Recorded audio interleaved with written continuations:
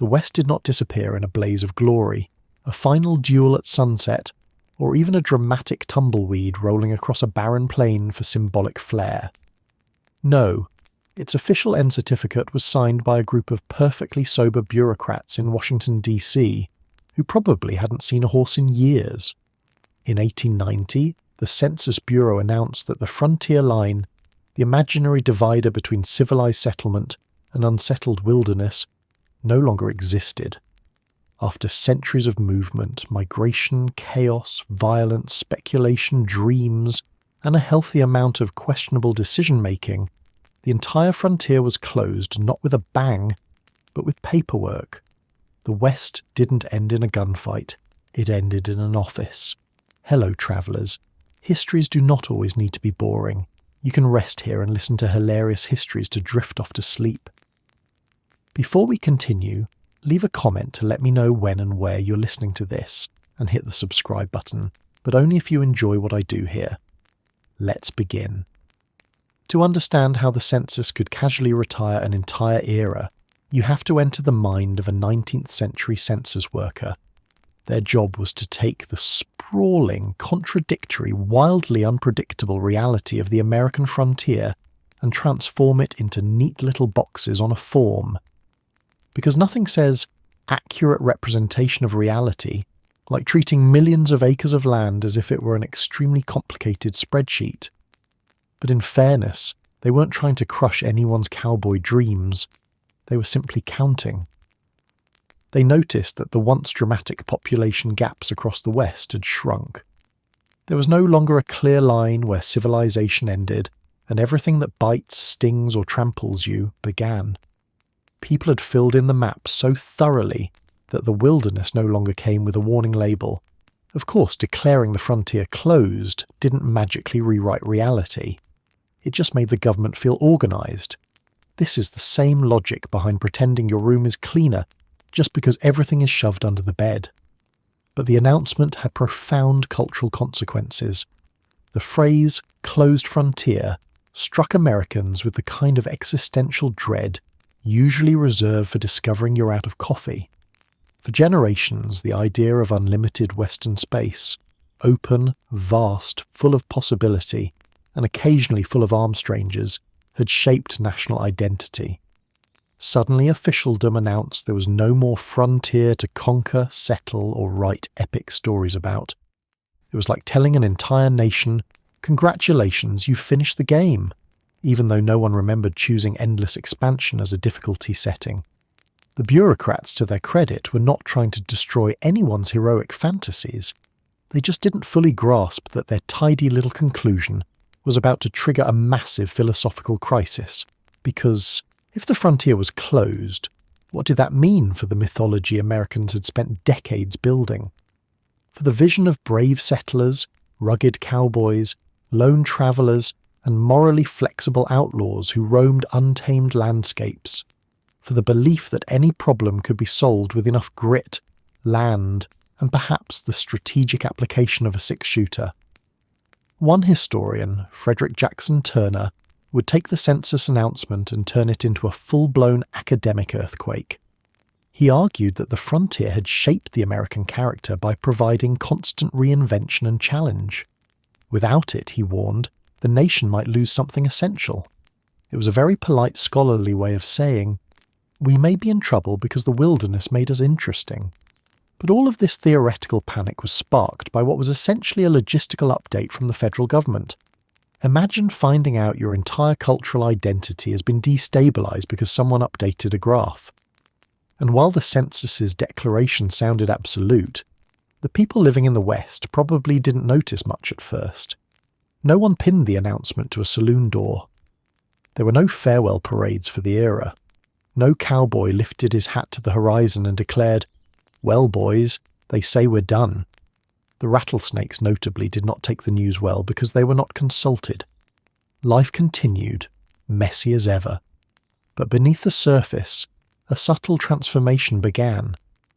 Once the government declared the frontier finished, people started treating it like something that could be remembered, instead of something that had to be survived. That shift from lived reality to nostalgic legend started right here, with this quiet, bureaucratic ending. And the irony is spectacular. After decades of explosions, conflicts, booms, busts, stampedes, and showdowns, one of the most dramatic cultural eras in American history ended because someone in an office said, "There's no frontier line anymore. Please update your files." And so the West entered its next life, not as a place, but as an idea. A legend ready to be embellished, rewritten, misunderstood, commercialized, and handed down generation after generation. The census had not merely counted people, it had unknowingly counted the seconds until myth-making would begin. When the census announced the frontier had closed, Americans reacted the way people often do when told something is finished. They immediately misunderstood what it meant. Some imagined the West was now tidy, safe, and thoroughly civilized, like the wilderness had politely agreed to stop causing trouble. Others believed danger had evaporated, bandits had retired, and the entire region had transformed overnight into a predictable landscape of farms, fences, and exceptionally uninteresting sunsets. But the census wasn't saying any of that. All it meant was that settlement patterns had become dense enough that you could no longer draw a crisp line between lots of people here and good luck surviving out there. In other words, it was a statistical update, not a magical spell. They closed the frontier. Nobody told the rattlesnakes. The land was absolutely not empty. Millions of people lived across the West. Settlers, miners, ranchers, townsfolk, and vast Native American communities whose histories stretched far deeper than any census category could capture. The announcement didn't erase their struggles, conflicts, or cultures. It definitely didn't make the land tame. If anything, declaring the frontier over made the idea of wilderness seem even wilder. Suddenly the imagination filled with images of what had supposedly been conquered, even though reality remained far more complicated. Trees still fell unpredictably, storms still raged, rivers still flooded, and the animals still had a strict no respect for humans policy. And then, of course, there was the issue of danger. People assumed that because officials declared the era of dramatic expansion finished, violence would pack its bags and leave too.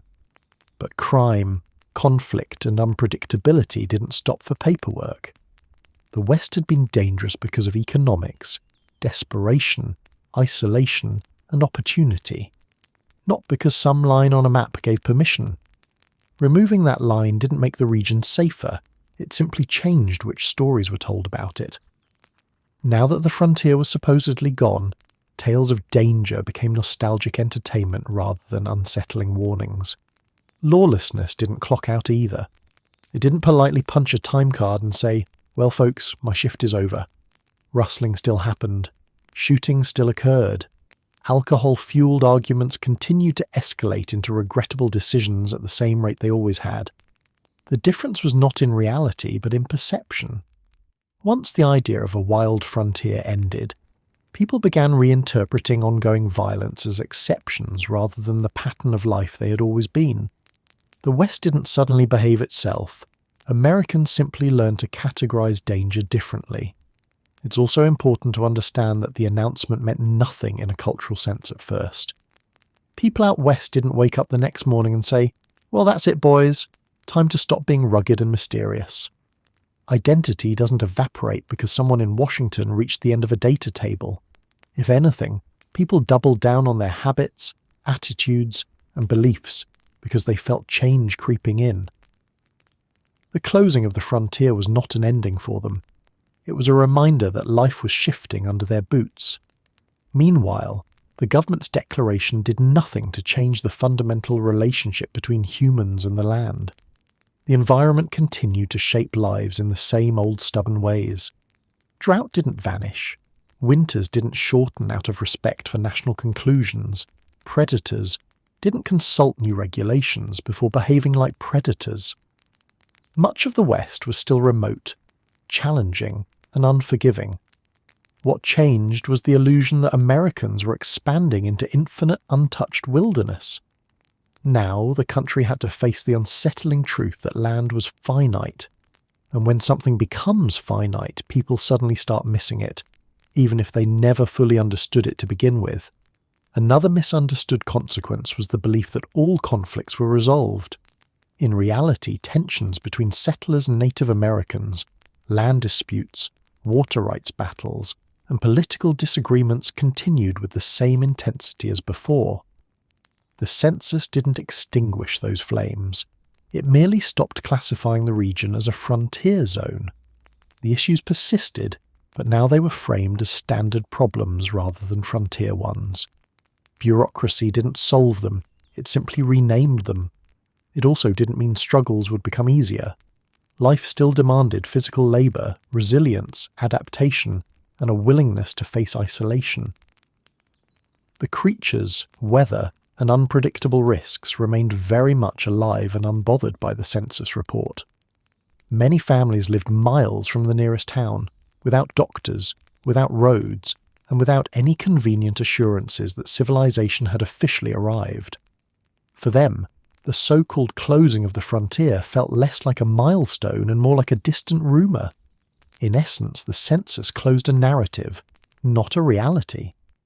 It marked the end of a chapter Americans had been writing for decades, a chapter full of heroism and hardship, triumph and tragedy. But the closing wasn't the end of danger, wilderness, or human stubbornness. It was simply the recognition that expansion was no longer the defining national project. The story everyone thought they were living in had changed, even if their daily lives had not. The West wasn't finished. It was simply entering a new phase, one where myth and memory began creeping into places previously filled with grit and survival. But before we get there, we have to understand how the people whose livelihoods depended on the old frontier coped with the news that their world had been redefined without their input. When people today imagine cowboys, they picture swaggering heroes on horseback, silhouetted against sunsets, doing dramatic things with lassos. But the reality of cowboy life after the great cattle drive era ended was far less glamorous. Once the open range shrank, the railroads expanded and barbed wire carved the plains into tidy grids, cowboys discovered something truly shocking. Their legendary lifestyle did not come with job security.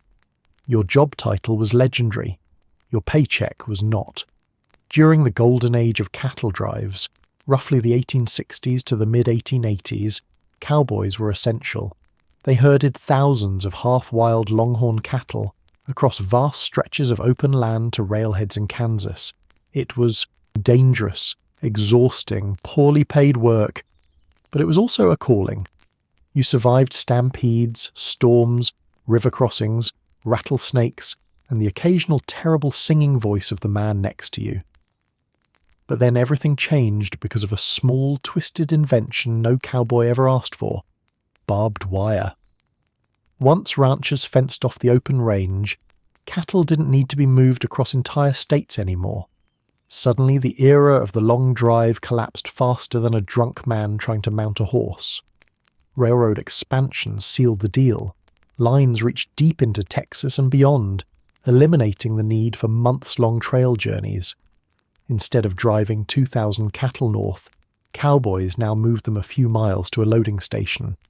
The adventure, the hardship, the pay, well, the pay stayed terrible, but the identity that had formed around the long drive evaporated almost overnight. A cowboy without a cattle drive was like a sailor without a ship, technically still useful, but no longer romantically employable. So what did cowboys do after the era that defined them ended? To put it bluntly, whatever they could. Ranch work still existed, but it was smaller in scale, more routine, and almost always seasonal. Cowboys shifted from long-haul cattle drivers to ranch hands who repaired fences, branded calves, moved herds between pastures, and did general manual labour that lacked the epic narrative flair of their earlier years. Many cowboys found themselves working harder for less money, doing jobs that required more patience than daring. The West didn't become easier, it just became repetitive. Wage cuts made everything worse. Ranchers, no longer dependent on heroic long-distance drives, realised they could save a lot of money by hiring fewer hands and paying them less. Cowboys who once earned modest but steady wages found themselves drifting from ranch to ranch looking for work. Some months they were employed, others they lived on whatever coins they hadn't already spent on coffee that tasted like regret. Many cowboys became itinerant workers, sleeping outdoors, travelling light, and taking temporary jobs whenever they appeared. From the outside, it looked adventurous. From the inside, it looked like poverty wearing spurs. Cowboys were also aging. The average cowboy of the 1870s had been in his late teens or early 20s. By the 1890s, many of those same men were pushing middle age, and the physically punishing labour of ranch work was not kind to bodies shaped by injuries, accidents, bad weather, and worse food. A cowboy with a bad leg or a permanent limp, common souvenirs of the job, was suddenly less useful in the new system. Age, once a sign of experience, became an employment liability. Some cowboys drifted into entirely new industries. Mining towns attracted many of them, though the work there was even more dangerous and considerably less poetic. Others entered railroad labour, though swinging hammers for a corporation did not have the same mythic appeal as steering cattle across the prairie.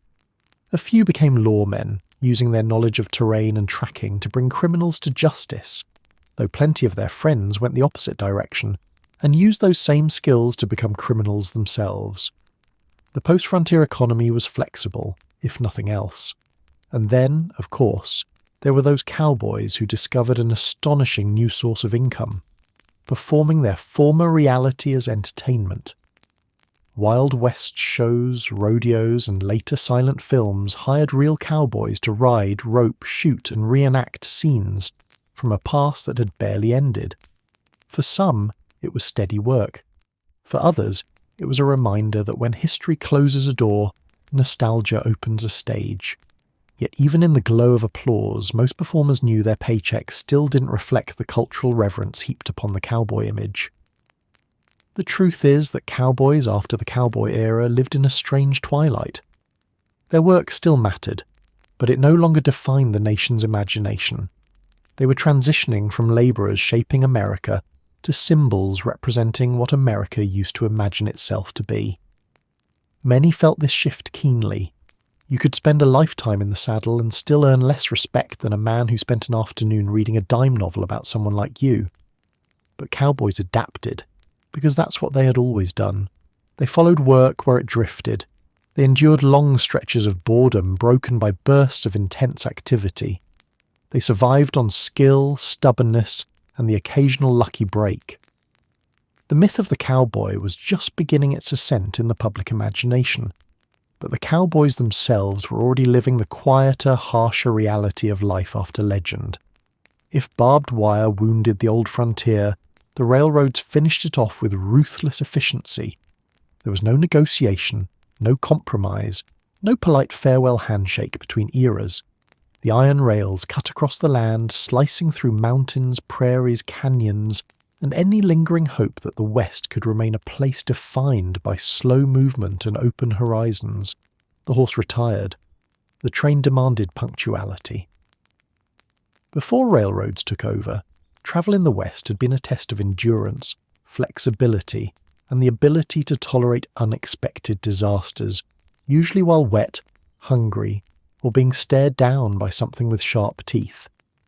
You moved at the pace of whatever animal you rode, and those animals had opinions. Horses stopped when they wanted, wandered when you needed them, and occasionally expressed their feelings by refusing to participate in your plans. Wagons broke, trails washed out, rivers got in the way. The West forced you to adapt, suffer, and improvise, often all before breakfast. Then came the train, a machine that didn't care about weather, terrain, or your romantic notions of rugged independence. Suddenly the journey that once took 3 weeks of dehydration, bad coffee, and existential questioning could be completed in a single day. The West didn't disappear, it just became smaller, faster, and dramatically less impressed with your ability to ride long distances without falling off. Railroads didn't merely connect places, they redefined what a place was. A town that had once felt remote became, overnight, a stop. Settlements that used to exist in isolation found themselves linked to cities back east, markets overseas, and strangers who stepped off the train carrying new ideas, fashions, tools, and occasionally diseases. The world rushed in on steel wheels, and the West realized it had been living in a bubble, one that the railroads popped with great enthusiasm. With trains came schedules, and schedules introduced a new villain to the frontier psyche: the clock. Time zones were invented because of the railroads, which meant the era of "we'll get there when we get there" was over. Now you had to be somewhere at a specific minute. For people accustomed to sun-based timekeeping, this was nothing short of psychological warfare.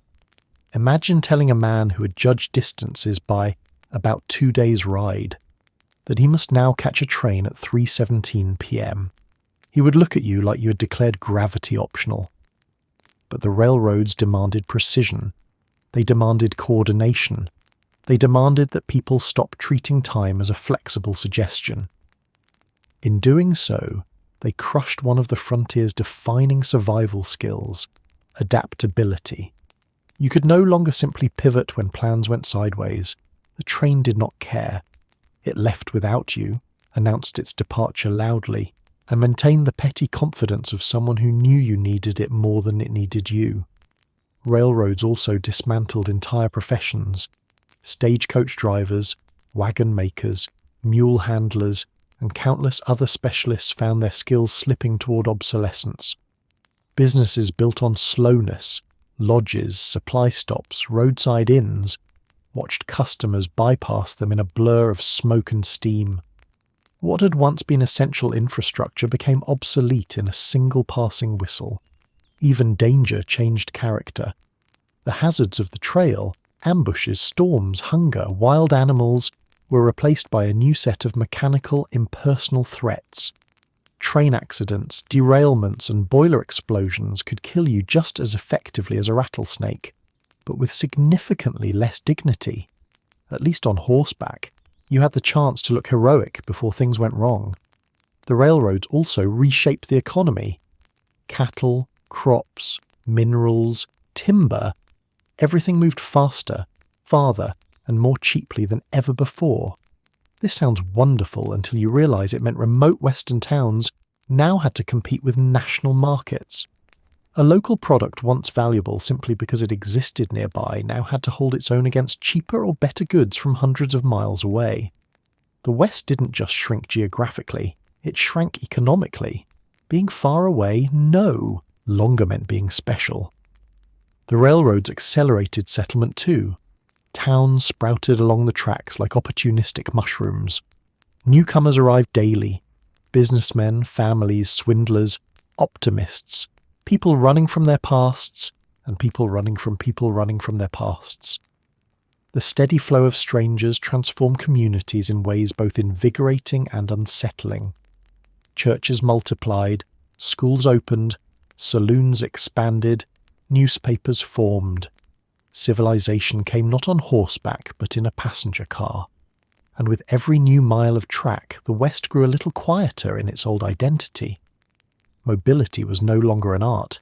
It was a ticket purchase. The ability to survive isolation became less important because isolation itself was disappearing. You didn't need to know how to fix a wagon axle anymore. You needed to know how to read a timetable. By the early 1900s, the railroads had accomplished something remarkable. They had domesticated distance. The West was no longer an untamed frontier, but a region connected by an industrial bloodstream. Travel was faster, safer, and more predictable, but also less personal. The journey no longer defined the traveller. The traveller was now just a passenger.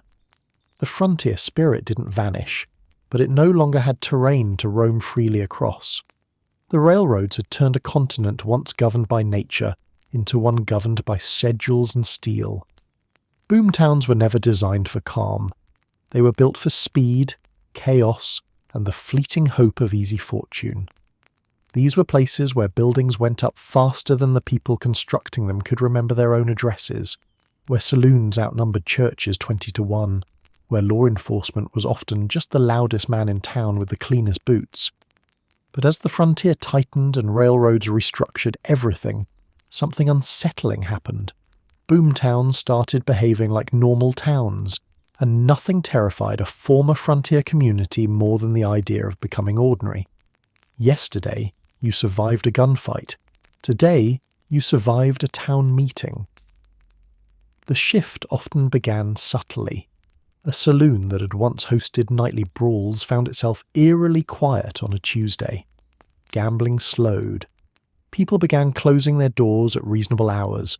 Children played outside without tripping over heavily armed strangers.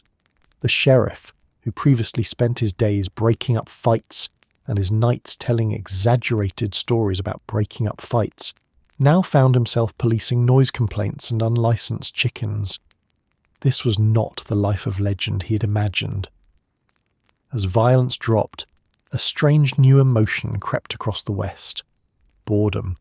It slithered into the dusty streets like an unwelcome guest and made itself comfortable. Towns that had defined themselves by danger now faced a crisis of identity. After all, you cannot market yourself as the wildest place around, when the wildest thing happening is a debate about whether the new schoolhouse should have 3 windows or 4. Economically, the stability should have been a blessing.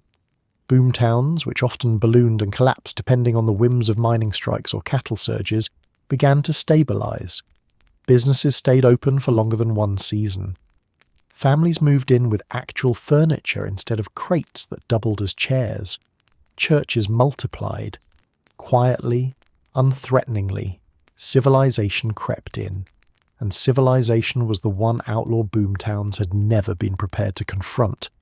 The biggest transformation came from the arrival of institutions, schools, town councils, newspapers, and worst of all, regulations.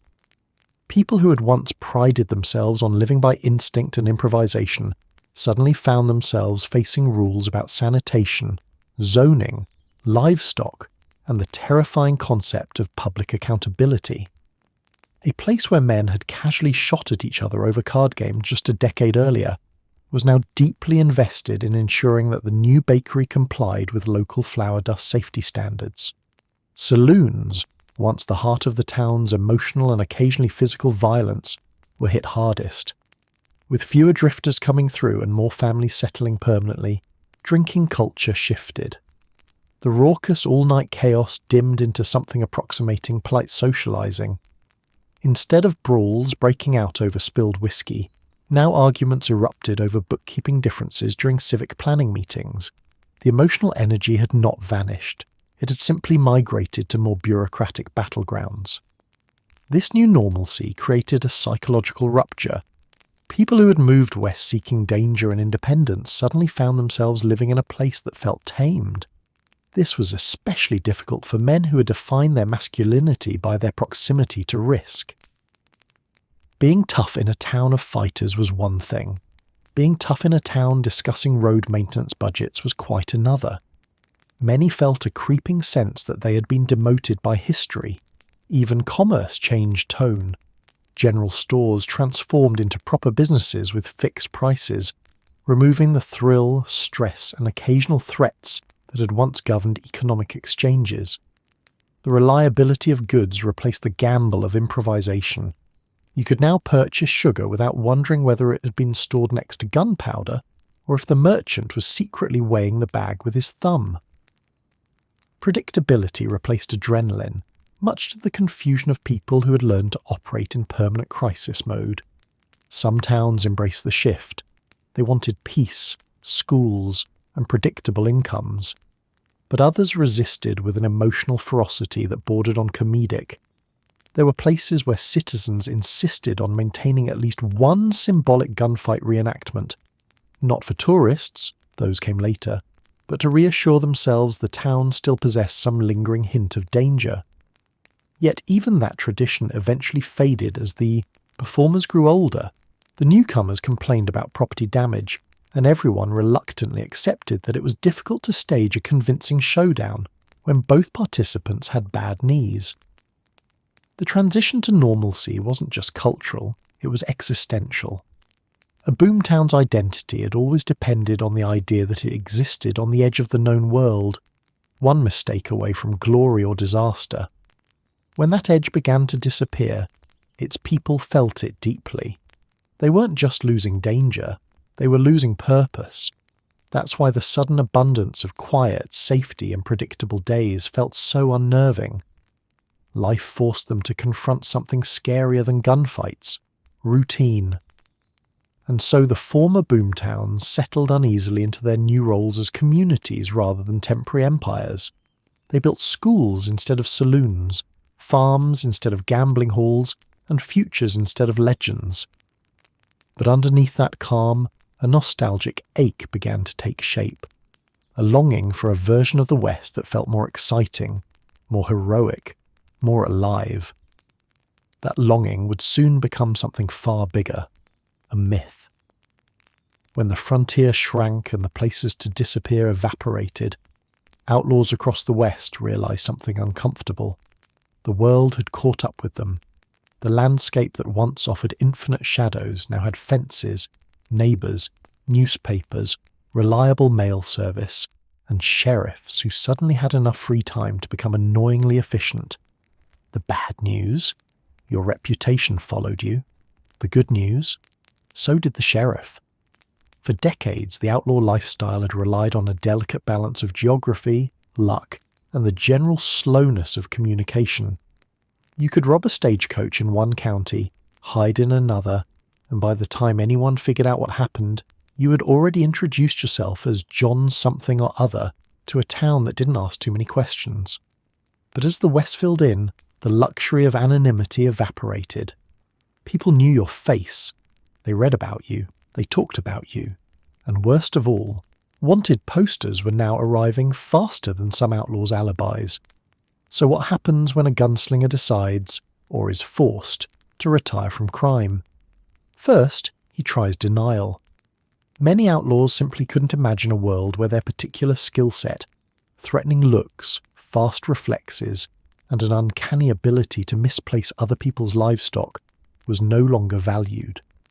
They attempted one last job, one final dramatic stand, believing themselves to be legends who deserved a climactic exit.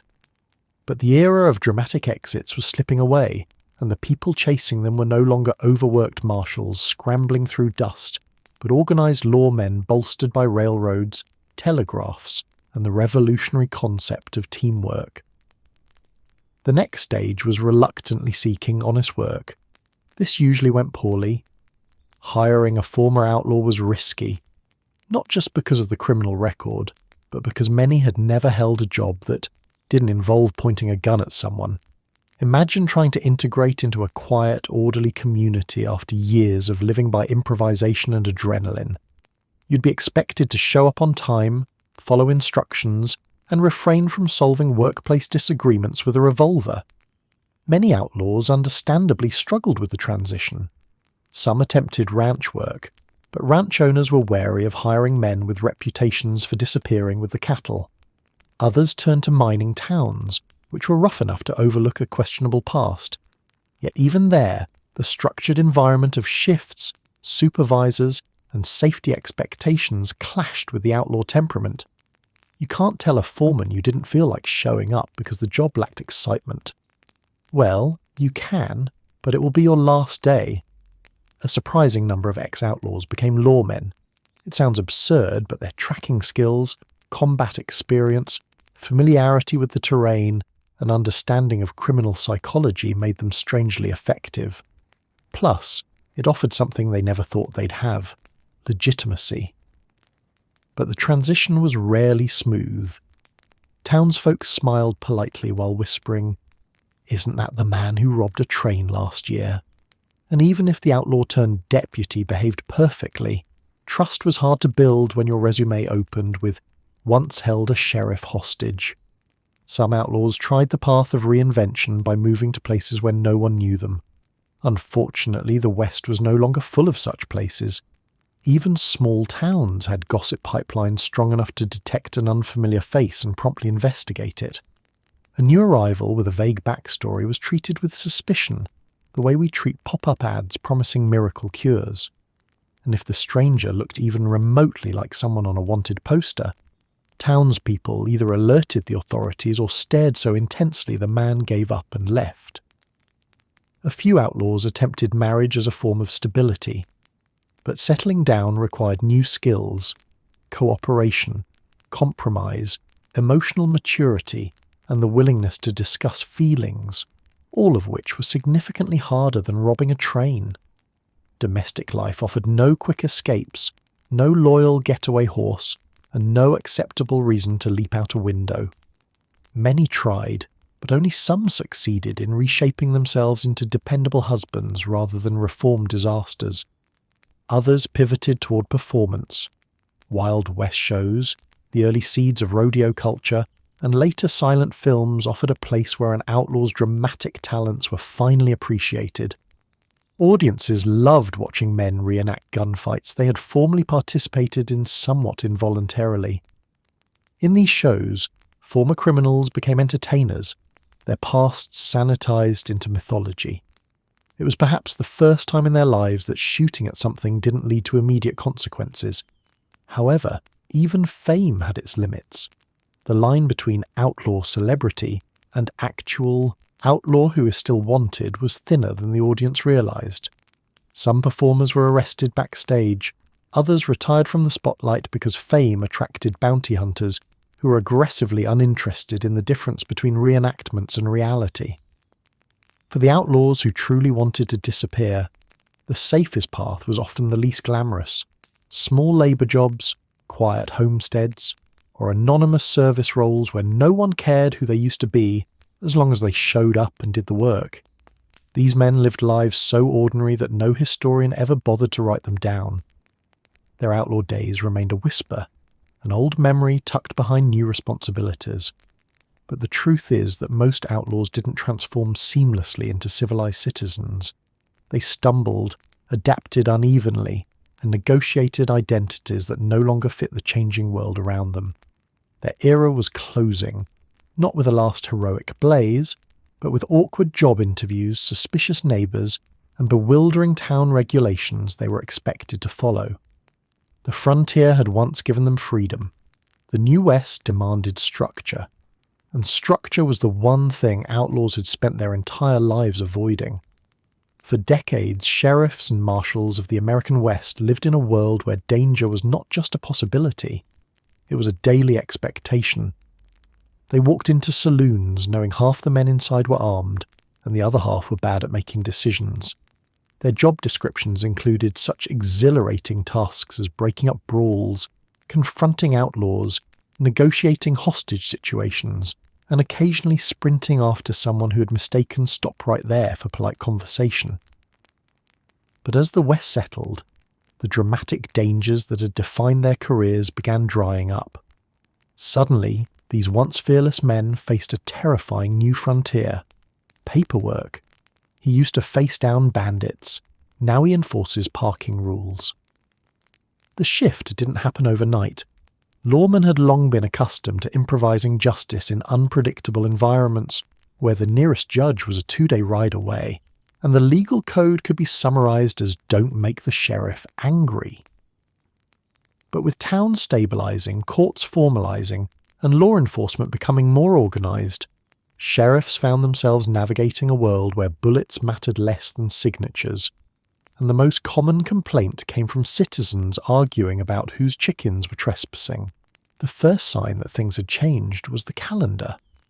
Lawmen who once woke each morning unsure whether they'd end up in a gunfight now found themselves scheduled for hearings, council meetings, and, horror of horrors, training sessions. They were expected to take notes. They were expected to turn in reports. They were expected to write things down that did not involve wanted posters. For men who had spent years relying on instinct, charisma, and the occasional intimidating glare, administrative responsibility felt like a personal insult. Even the equipment evolved. Instead of relying solely on a revolver and grit, sheriffs now carried notebooks, ink, and official forms. Some were even issued whistles, which they regarded with deep suspicion. What self-respecting frontier lawman was going to blow a tiny metal toy instead of kicking down a door? But the New West demanded procedure, and procedure did not care about your reputation. Routine policing replaced crisis response. Instead of chasing rustlers across the prairie, sheriffs now handled domestic disputes, livestock-related complaints, property disagreements, and noise violations. The same man who had once stood fearless before a notorious outlaw now found himself mediating arguments about whose wagon wheel was technically blocking whose path. And unlike outlaws, angry neighbours didn't run when confronted, they just talked louder. Courts also changed everything. In the old days, a marshal could make a snap judgment based on common sense and community standards. Maybe there would be a quick trial, maybe there wouldn't. But now lawmen had to gather evidence, interview witnesses, and follow legal procedures that had very little patience for dramatic flair.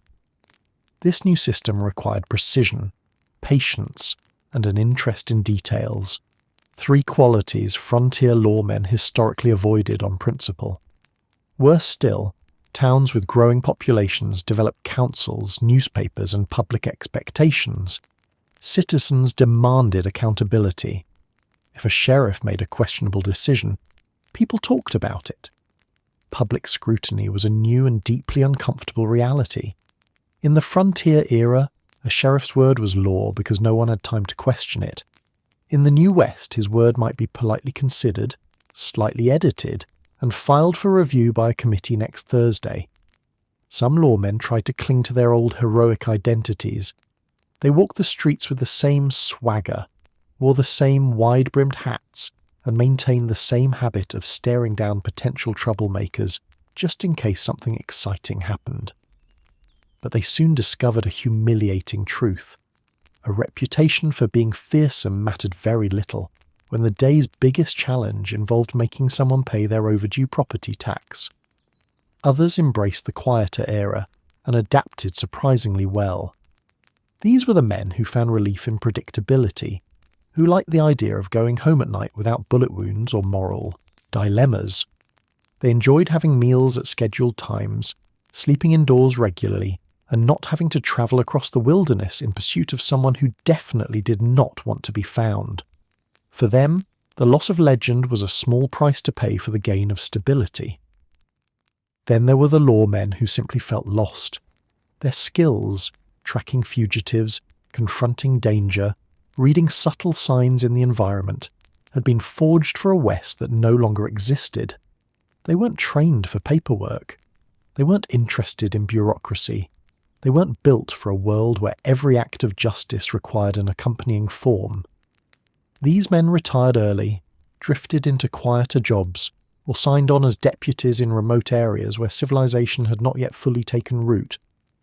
A few found their way into Wild West shows, reenacting the drama they once lived for audiences who assumed the stories were exaggerated. They were not. The transformation of law enforcement marked a larger cultural shift. The West was no longer a place defined by threat. It was becoming a place defined by management, and lawmen who had made their names in eras of chaos now found themselves adjusting to an environment where the biggest risk came from paper cuts rather than shootouts. In the end, the quieting of the West didn't erase the legacy of these men. It just forced them to reinvent themselves.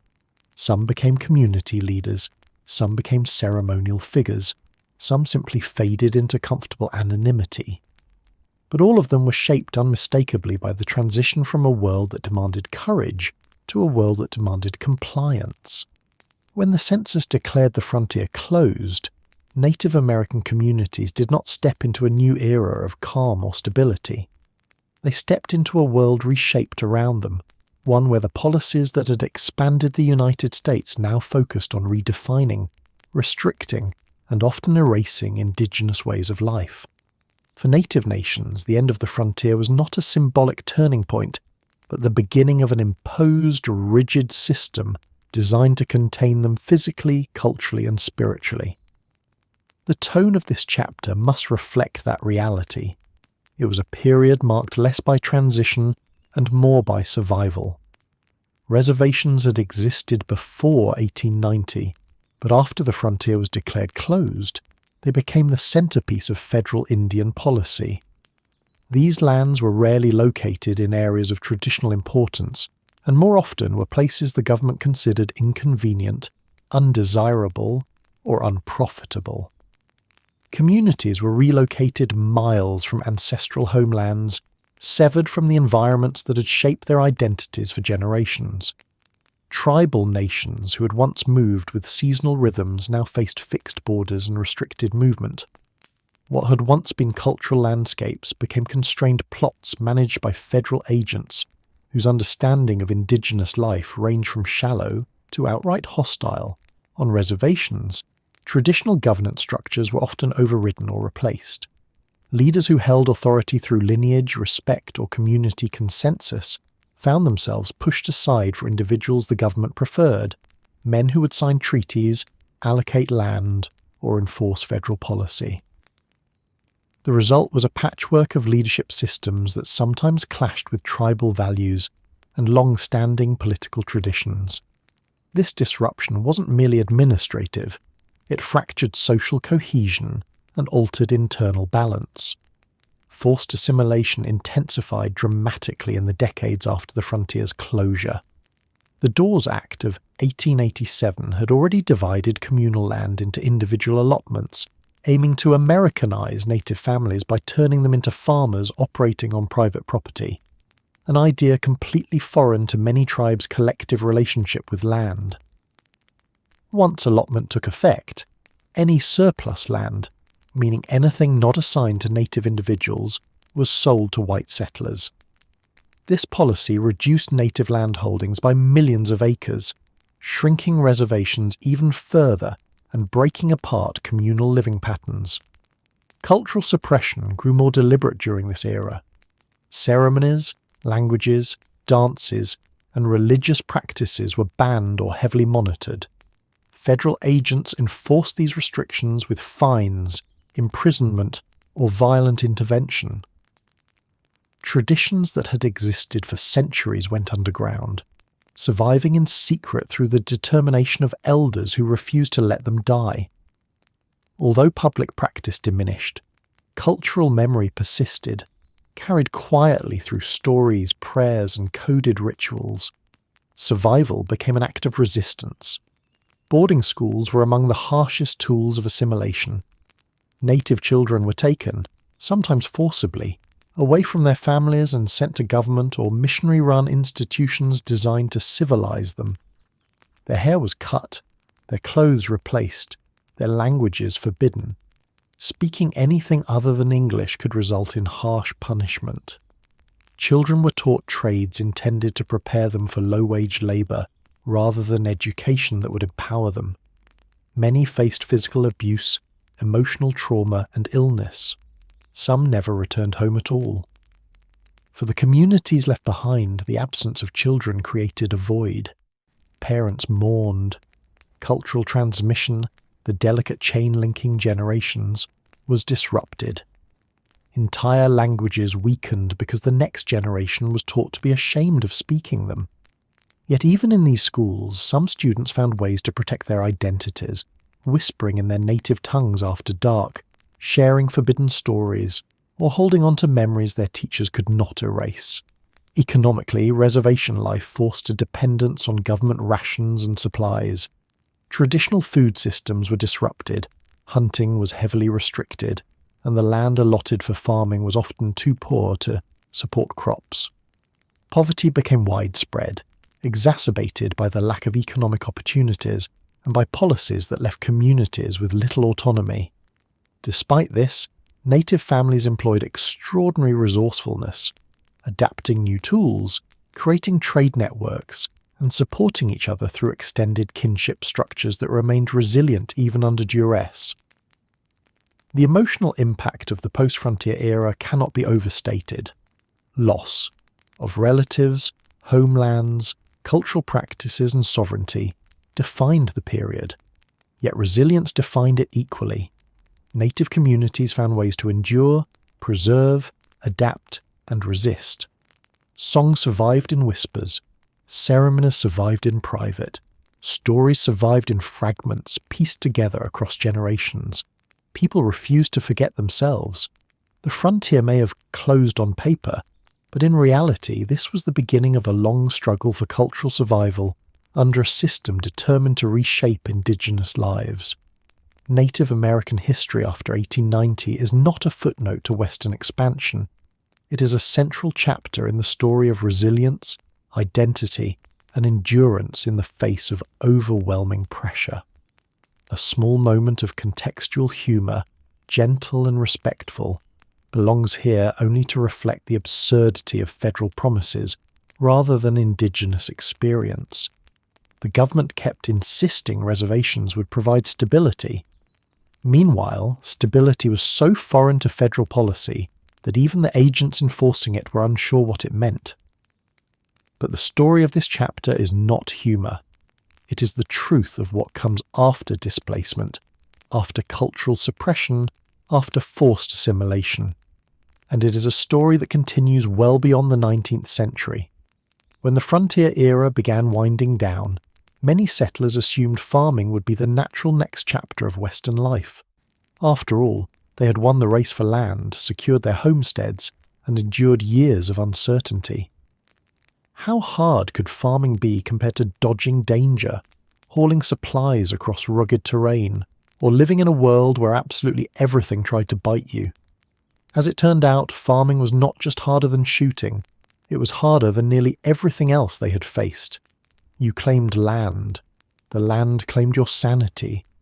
For decades, farming had been portrayed as the reward awaiting those brave enough to tame the West. Politicians promised fertile fields. Railroads advertised endless opportunity.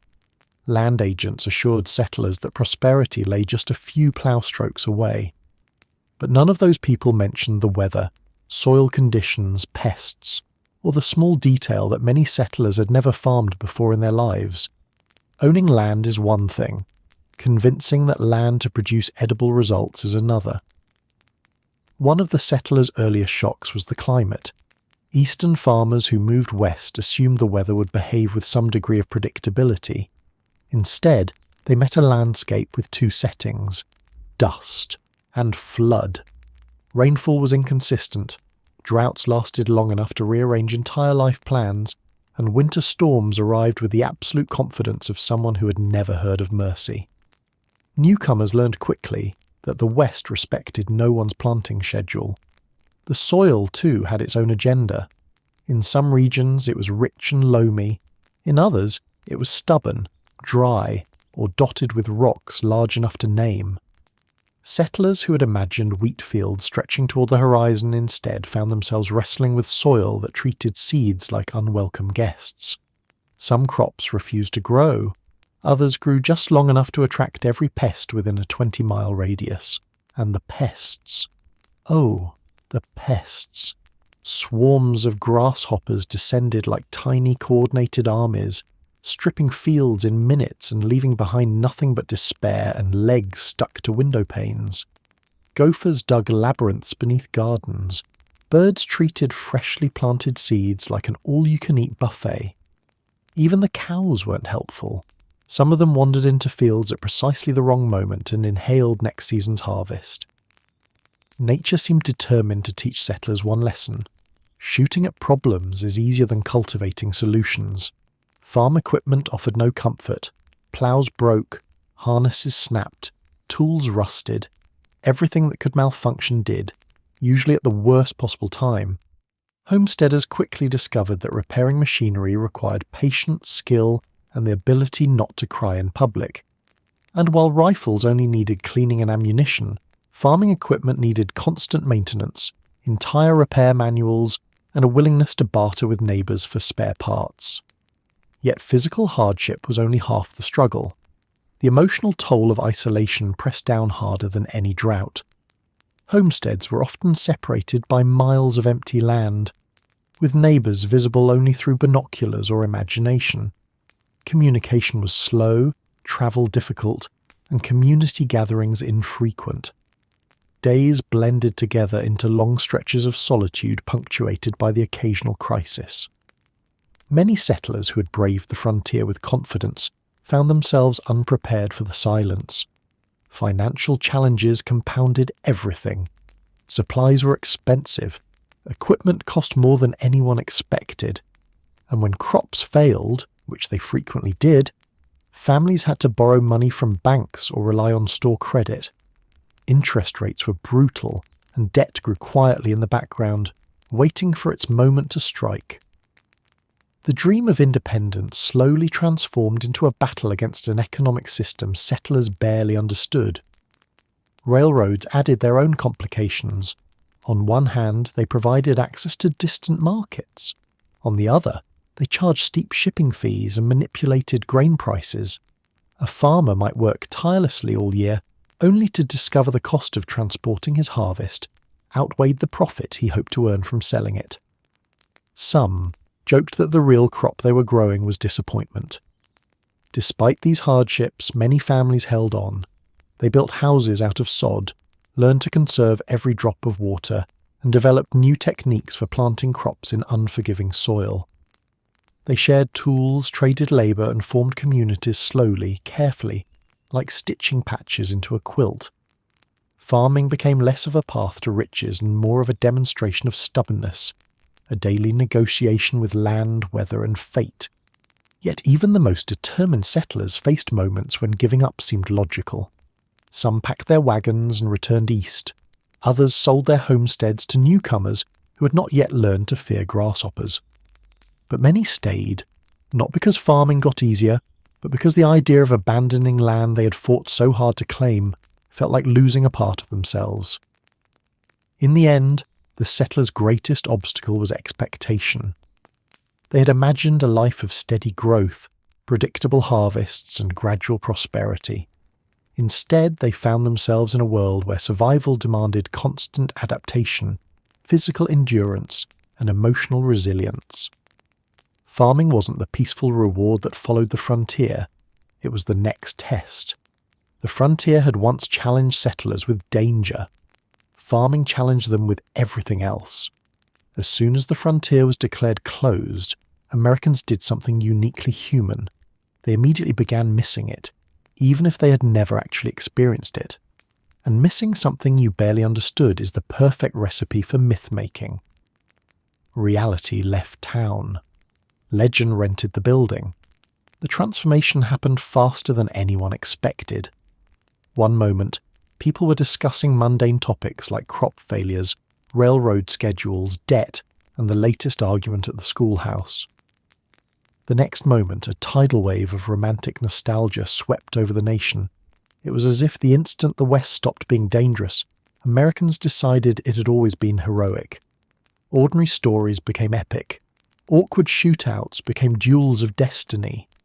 Cowhands who had spent most of their time herding cranky cattle in bad weather were suddenly portrayed as demigods with perfect aim and excellent hair. Dime novels led the charge, cheap, colourful, and aggressively enthusiastic about ignoring historical accuracy. They flooded the market like fictional tumbleweeds. Writers who had never set foot west of Ohio churned out story after story about brave cowboys rescuing maidens, noble sheriffs maintaining order, and rugged frontiersmen fighting evil with moral clarity so sharp you could slice bread with it. The West they described was not the West anyone had actually lived in, but no one cared. Fiction offered something reality couldn't: drama without consequences. Real towns became mythic landscapes. Real hardships became exciting set pieces. Real people became characters reshaped for entertainment, and because dime novels were so cheap, often costing only a dime, hence their name, they reached everyone: farmers, factory workers, students, families, and anyone looking for distraction from the slower, less thrilling pace of their everyday lives. The stories didn't reflect the past. They created it. Newspapers joined the fun too. In a world where content needed to be sensational to sell, editors quickly realized that Western stories were pure gold. If something exciting happened, they amplified it. If something mildly interesting happened, they amplified it anyway. And if nothing at all happened, They invented excitement out of thin, dusty air. A minor altercation at a saloon could become cowboy faces down 10 men in a deadly standoff, even if the original event involved one drunk man and a misunderstanding about whose hat belonged to whom. This wasn't entirely malicious. It was business. But it had consequences. Readers far from the West consumed these embellished stories and believed them, never realizing that the heroes they admired were often ordinary people caught in exaggerated retellings. The myth machine wasn't just reshaping history, it was reshaping identity. Then came early entertainment, travelling shows, stage reenactments, variety acts, and performances that stitched myth and reality into an irresistible blend. These shows turned frontier life into spectacle. Gunfights were choreographed, horseback stunts were polished, dramatic rescues were performed twice a day with intermissions for lemonade. What had once been gritty survival work now became applause-worthy entertainment. The audience adored it. People clapped for storylines they thought represented the real West, unaware that the performers had rewritten their own past for dramatic effect. In a strange twist, even actual former frontiersmen were pressured to embellish their roles to fit the legends audiences demanded. This meant the myth not only outgrew reality, it eventually fed back into it, creating a self-reinforcing cycle where no one could remember where the truth ended and the performance began. The speed of this myth-making frenzy was astounding. The West had barely finished transitioning into a network of ordinary communities when it was resurrected as a larger-than-life spectacle, cleaner, simpler, and far more heroic than it had ever been. The real West had been muddy, dangerous, confusing, and full of contradictions. The mythic West was pure clarity. Heroes were heroic, villains were villainous, justice always won, morals were absolute, and bravery solved every problem. Dime novels didn't just polish the rough edges, they deleted them. Newspapers didn't just highlight drama, they manufactured it. Early entertainment didn't just exaggerate, they industrialized exaggeration. This transformation was not harmless nostalgia, it shaped national consciousness. People began believing in an idealized past, one where courage was effortless, danger was glamorous, and every problem could be resolved by the determined jawline of a well-timed hero. It was comforting, it was exciting, it was completely inaccurate. Yet in this inaccuracy lay power. Myths gave people a way to interpret their changing world.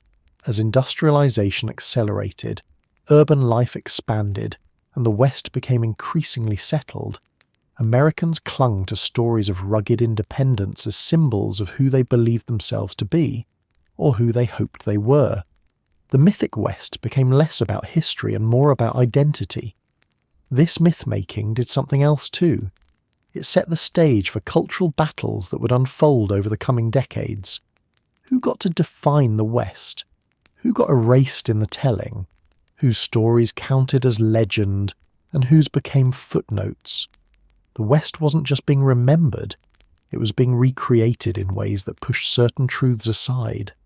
In short, the West didn't vanish when the frontier closed.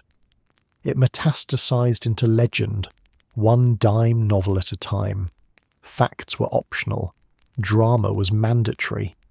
If dime novels created the fantasy of the Wild West, Buffalo Bill Cody turned it into a full-blown industry. His shows didn't just tell stories, they performed them on a scale the world had never seen. It was history, spectacle, exaggeration, and patriotism, all wrapped into one enormous travelling stage. And the greatest irony of all? Many of the performers had genuinely survived the real West, only to reenact it twice a night for paying audiences. You survived the West, now you reenact it twice a night. Buffalo Bill's Wild West debuted in 1883, just 3 years before the Census Bureau would declare the frontier essentially gone. Cody had lived a rugged life, Pony Express rider, scout, buffalo hunter, and he understood something crucial. The West wasn't just ending, it was becoming nostalgic. People were already longing for a version of the frontier that felt dramatic and heroic rather than muddy, exhausting, and full of questionable decisions. Bill saw this emotional shift and seized it with theatrical enthusiasm. If Americans wanted a West worth missing, he would give it to them, with lighting cues and choreography. The show was enormous. It featured hundreds of performers, horses, wagons, sharpshooters, reenacted battles, mock stagecoach robberies, buffalo hunts, cavalry charges, and dramatic speeches about American destiny. It blended patriotism, entertainment, and marketing brilliance. Visitors walked in expecting a history lesson and left believing they had witnessed the entire frontier condensed into a 2-hour pageant. The real West had taken generations to unfold. Cody's version wrapped it up neatly before bedtime, and the cast? That was where the magic and absurdity truly began. Many performers were people who had lived the history being dramatized. Outlaws, scouts, sharpshooters, cowboys, and even individuals who had once fought against the US Army found themselves riding under the same tent, following stage directions instead of survival instincts. The same man who had spent his youth dodging bullets might now be hired to fall off a horse, on cue for applause. Perhaps the most famous participant was Sitting Bull. In 1885, the Lakota leader joined the show for a short tour, not because he admired Cody's theatrics, but because it offered financial support at a time when reservation conditions were dire. Audiences flocked to see him, but few understood the bitter irony of a man who had once defended his people's land now paraded before crowds who wanted him to symbolize a myth rather than a memory. He endured the spectacle with dignity, using it as a platform to meet people, advocate for his people's survival, and quietly undercut the show's more patriotic narrative simply by existing as himself. Annie Oakley was another star. She was a phenomenal sharpshooter. Fast, precise, and astonishingly consistent. Her act turned firearms into ballet. She shattered glass balls tossed into the air, split playing cards, and performed tricks that made spectators forget entirely that real frontier gunplay was far more chaotic and less glamorous. Audiences adored her, and she became one of the first American women to achieve celebrity status not for beauty or charm but for skill. Yet despite all the authenticity of the cast, the show was still a carefully curated fantasy. The narrative always favoured American expansion, heroic cowboys, noble but doomed native warriors, and a world where danger was thrilling but never truly threatening.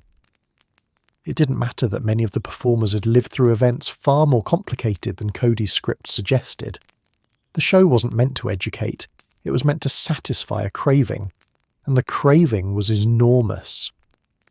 The Wild West troupe toured across the United States and Europe, performing before kings, queens, and fascinated crowds who had never seen anything like it. To European audiences, the show became their single reference point for understanding American identity. Cowboys, freedom, and dramatic standoffs defined the nation's image long before Hollywood ever picked up a camera. This global success fed directly into America's myth-making engine. If the rest of the world believed the West was spectacular, then Americans were more than happy to adopt that belief themselves. The West became less a place and more a performance. The hardships of settlers, the violence of expansion, the complexity of native history, none of these sold tickets. What sold tickets were heroes, villains, horses galloping dramatically toward the horizon, and perfectly timed pistol shots that always hit their mark. The show also created a strange professional niche. People whose job was to reenact their own former hardships. Cowboys who once drove cattle for starvation wages now got paid to ride in circles for cheering crowds. Former scouts relived old battles with rehearsed precision. Some performers had been involved in famous historical events. Now they performed fictionalized versions of them that bore little resemblance to reality. It was history rewritten not by scholars but by stage managers. But for many of the cast, the work meant security. It meant steady meals, travel, and a chance to reshape their identities in a world where the skills of the frontier were becoming obsolete. It was survival through storytelling, something deeply American in its own way. By the time Buffalo Bill's empire began to fade in the early 20th century, the myth of the West had become cemented in the public imagination. His shows didn't just entertain, they taught audiences how to remember. They replaced memory with theatre, nuance with narrative, and complexity with applause. And once the world had tasted the mythic West, there was no turning back. The legend had more staying power than any of the real men and women who had populated the plains. By the early 20th century, America had already begun telling itself stories about the West. Big, bold, romantic stories that bore only a passing resemblance to historical reality. But then Hollywood arrived and did what Hollywood does best.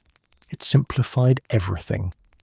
History took notes, Hollywood took shortcuts. Film was a new medium, electrifying and immersive, capable of transporting audiences into imagined worlds that felt more real than their own. And the West was perfectly suited for this new art form. It offered vast landscapes, clear moral conflicts, dramatic confrontations, and characters who could be recognized instantly by their hats alone. Films didn't just portray the West, they streamlined it, refining decades of complex history into recognizable formulas that audiences would be fed for generations. Early Western films were silent, but their storytelling was loud and clear. A man in a white hat was the hero. A man in a black hat was the villain. If someone wore a bandana over his face, he was about to rob something.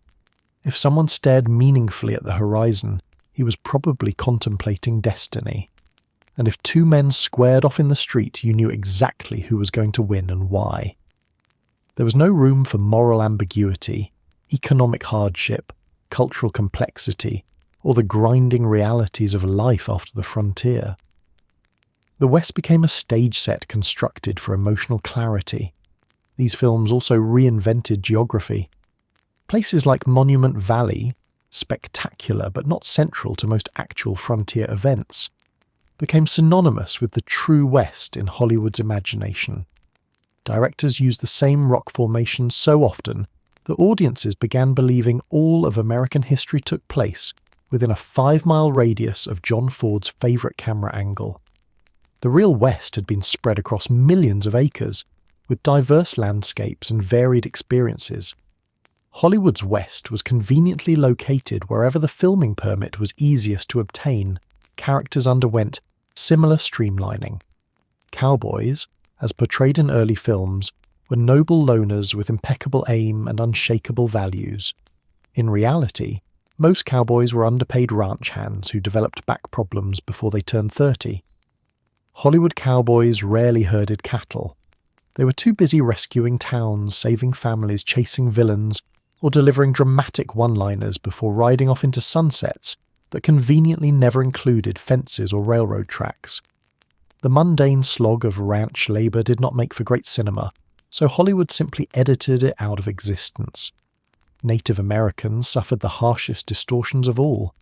Early westerns frequently depicted them through caricature, silent, hostile, nameless groups appearing on cue to threaten the hero's progress.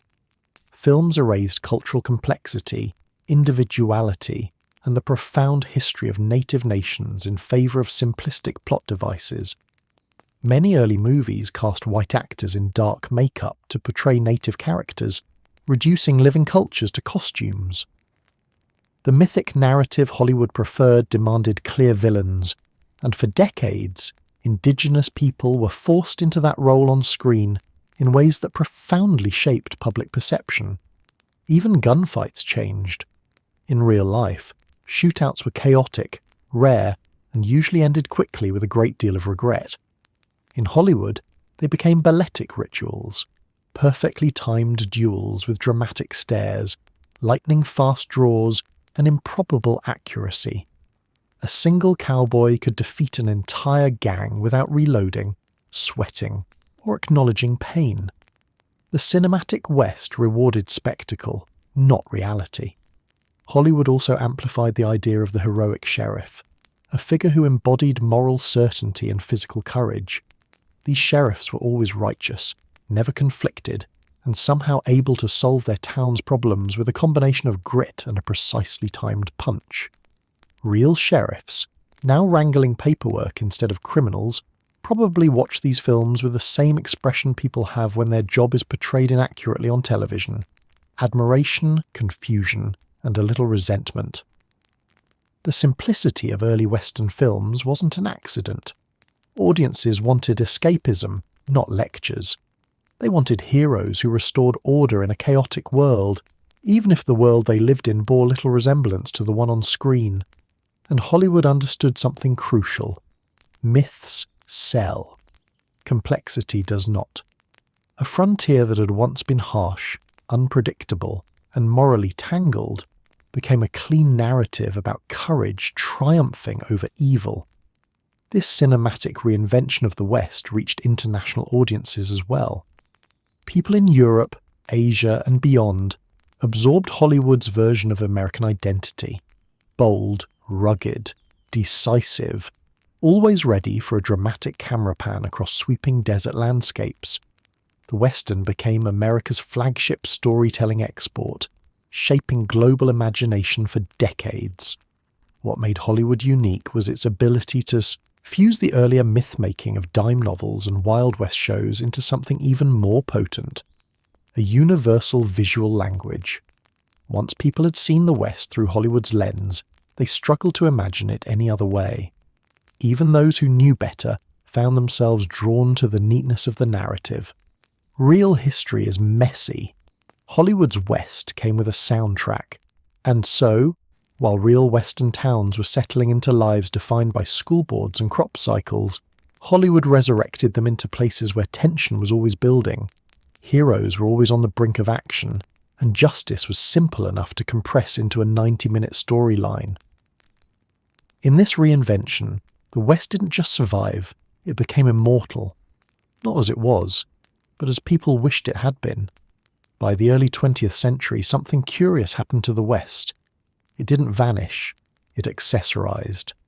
The tools and clothing that had once been necessary for survival slowly morphed into symbols, aesthetics, and fashion statements.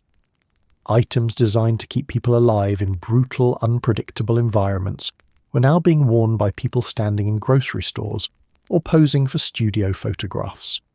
The West had officially become a costume. You wore boots for survival. Now they're for vibes. Cowboy hats were the first to undergo this transformation. Originally crafted to shield riders from sun, rain, dust, and the occasional low-hanging branch with malicious intent, the hat was a hard-working piece of gear.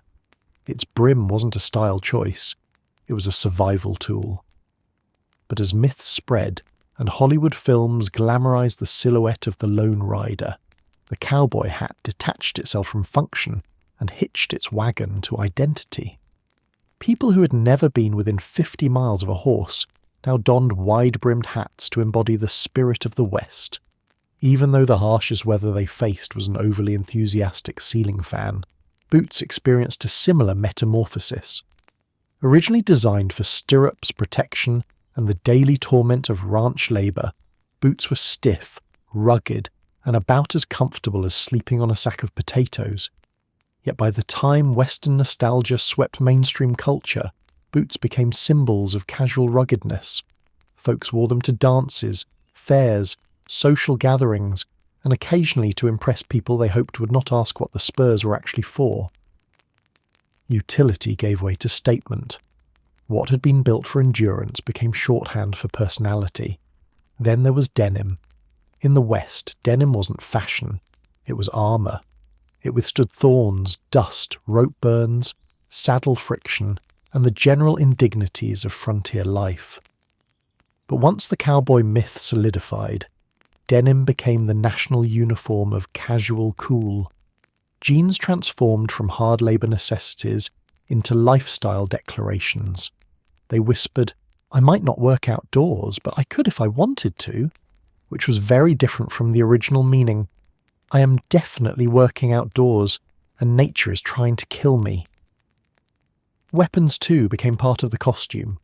Revolvers, once tools of grim practicality, were elevated to cultural icons. In the real West, guns were heavy, dangerous, and often the last line of defence. In the romanticised West, they became symbols of confidence, independence, and a kind of theatrical toughness. Replicas popped up everywhere, in parades, carnivals, storefronts, and on the hips of actors who practiced dramatic spins that no real cowboy with common sense would ever attempt. The gun was no longer a tool, it was a gesture. Even the language of the West became stylized. Phrases like howdy, y'all, and much obliged drifted from daily speech into playful costume dialogue. People adopted cowboy slang to sound charmingly rustic, even though actual frontier communication had been much more practical. Where's the water? Did you fix the fence? Why is that cow looking at me like that? The mythic West favoured punchlines. The real West favoured survival strategies. As all this was happening, entertainment industries accelerated the shift. Costume stores began selling cowboy outfits for children, complete with plastic guns and hats that would blow off in a gentle breeze. Parades featured smiling performers in bright, crisp Western wear, clothing far too clean to have ever touched a ranch. Theme parks created frontier villages, populated by staff hired to embody the image of the West, friendly, theatrical, and conveniently free of mud, manure, and complicated history. Meanwhile, in cities far from any pasture, fashion designers took Western elements and repackaged them for urban audiences. Fringe jackets, embroidered shirts, turquoise accessories, and oversized belt buckles became less about function and more about flair. Wearing them suggested rebellion, independence, and rugged personality, even if the wearer's most strenuous daily challenge was finding parking. Part of the appeal came from what the costume promised. Western gear projected confidence, loyalty, toughness, and a refusal to bow to modern anxieties. It conjured images of open land, personal freedom, and the ability to stare down adversity with squinted eyes and a stubborn jawline. People weren't dressing like cowboys, they were dressing like the idea of cowboys. Of course, actual working ranchers continued wearing Western gear for the same reasons they always had. It worked. They needed hats that blocked weather, boots that held steady in stirrups, denim that didn't surrender to thorns. But they watched with understandable amusement as city dwellers embraced Western fashion, while remaining blissfully unaware of what half the clothing was originally designed to withstand. What emerged was a cultural split between use and meaning. Ranchers dressed for the realities of the land. The rest of the country dressed for the fantasy of freedom. Both groups looked similar from a distance, but their motivations could not have been more different. By transforming Western gear into costume, America wasn't just playing dress-up, it was rewriting identity. Clothing became a shortcut to an entire emotional landscape. You didn't need to ride horses, mend fences, or spend lonely nights under open skies. You just needed the right hat. The West had finally transcended geography. It had become an outfit. There is no greater transformation in Western history than the moment a town that once terrified travellers suddenly began welcoming them with gift shops. Places that had reputations for gunfights, outlaws, disease, and an impressive ability to bury newcomers, now hung signs that read, "Welcome," as if hospitality had always been their core value. This town used to kill people, now it sells postcards. The shift began slowly. As violence declined, railroads expanded, and the mythic version of the West exploded in popular culture, people from cities back east started becoming curious. They had read the dime novels, they had watched the Wild West shows, they had seen early films where dusty streets and tense standoffs looked far more thrilling than their own daily commute. These visitors weren't coming west for danger, they were coming for atmosphere, which is essentially danger that has been declawed and set up behind velvet ropes. Former boomtowns quickly recognised an opportunity. Their economies, once fueled by mining or cattle or sheer desperation, were no longer sustainable on work alone. But tourists, Tourists were gold mines in human form, arriving with money, wide eyes, and absolutely no understanding of what the West had actually been like. They were perfect, and so the transformation began. Saloons that had once been sites of chaos, brawls, and regrettable decisions suddenly became historic establishments. Bullet holes were no longer patched, they were labelled. Furniture was arranged strategically to evoke the past while ensuring no one tripped over a loose floorboard installed sometime around the Rutherford B. Hayes administration. Visitors loved it. They could sip sarsaparilla where outlaws once flipped tables and declared grudges. Risk-free nostalgia was intoxicating. Hotels followed. Rooms that had once hosted weary travellers or dusty cowboys now greeted families with lace curtains, embroidered pillows, and carefully curated stories about who slept here in 1884. Spoiler: usually no one famous, but tourists were not in the business of fact-checking. They wanted ambiance, and towns learned to provide it with theatrical enthusiasm. Then came the reenactments. Nothing attracts tourists like stage danger. Gunfights were choreographed for maximum entertainment value and minimum actual injury. Actors pretended to faint dramatically in the dirt while wearing outfits that had never seen a day of real labour. Children cheered, parents took photographs. Meanwhile, the elderly townspeople watched from their porches thinking, "We lived through the real version of this, and trust us, it was not this tidy." Shops sprang up everywhere, selling hats, toy revolvers, embroidered aprons, faux gold nuggets, and anything else that vaguely suggested Western authenticity. If an object could fit a horse silhouette on it, it became a souvenir. This included soaps, fudge, candles, magnets, and occasionally items that defied easy explanation. Merchants understood something fundamental. Everything is historic enough if the visitor wants it to be. Museums soon followed. Some were legitimate institutions preserving real artifacts, documents, and stories. Others were, let's say, enthusiastically creative. A few showcased exhibits like the world's most picturesque outhouse, or tools that might have been used here probably. Tourists didn't mind. They weren't coming for academic rigour. They were coming to stand in a building older than their grandparents and feel the weight of a history that was rarely as glamorous or as polite as the gift shop booklets claimed. Towns also embraced ghost stories.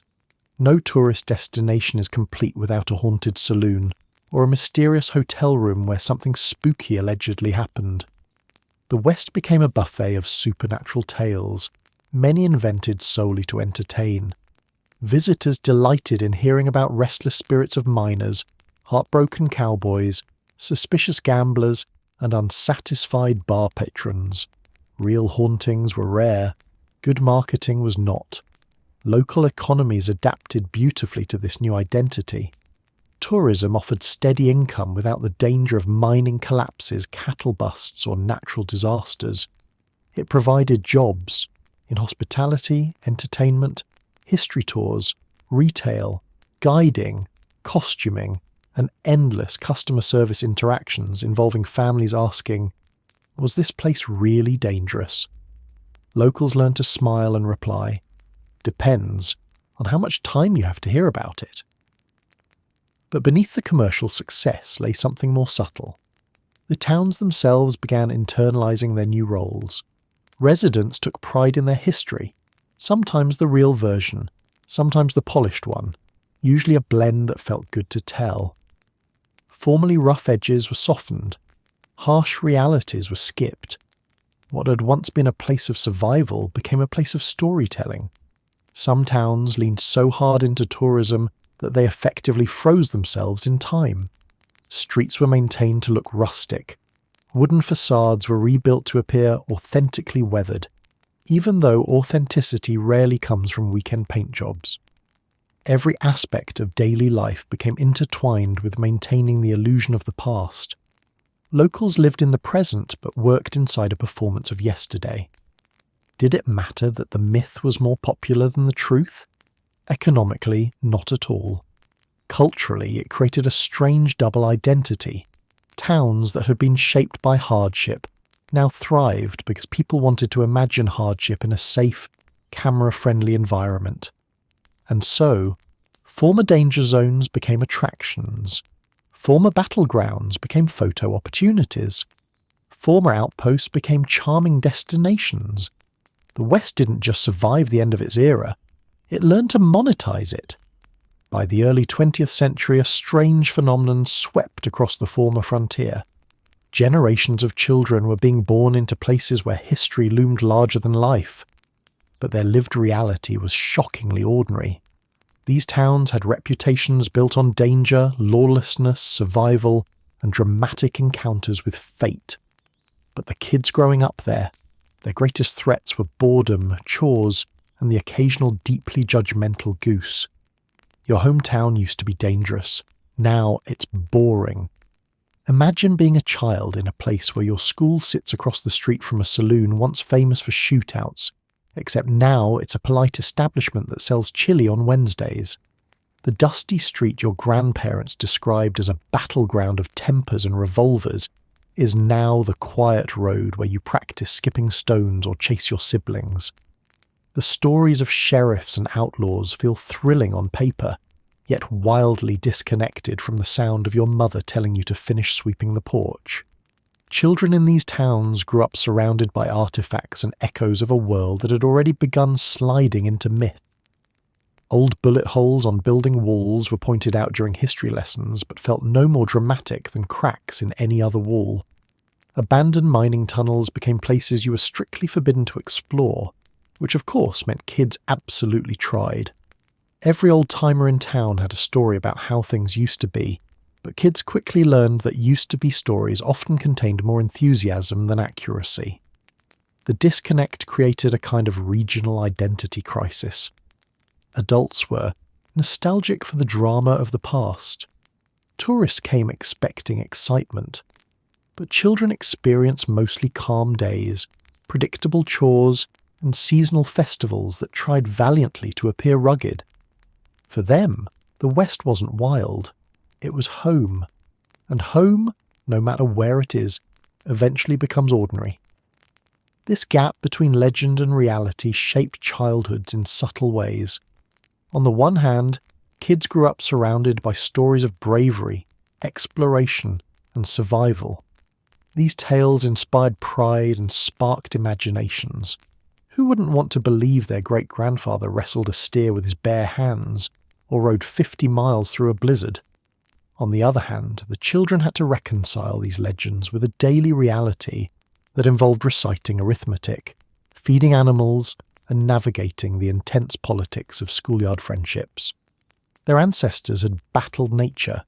These children battled homework. In many places, tourism added an extra layer of surrealism. Imagine walking to school while a group of tourists photographs the old jailhouse, unaware that you scraped your knee on that same jailhouse last week and yelped loud enough to scare a passing chicken, or watching tourists buy postcards of your town's dramatic past, while you can't convince them that the most exciting thing that happened this week was a cow escaping and blocking traffic for an hour. Children also absorbed the strange experience of watching adults act out the past. Reenactments were part of local life. Kids might see their neighbours pretending to get shot in the street, falling dramatically into the dirt while tourists clap, then watching the same neighbour 50 minutes later buying bread at the general store. That kind of thing affects your understanding of history. It becomes both performance and inheritance, entertainment and responsibility. For many of these children, the mythic West became a personal yardstick they didn't ask for.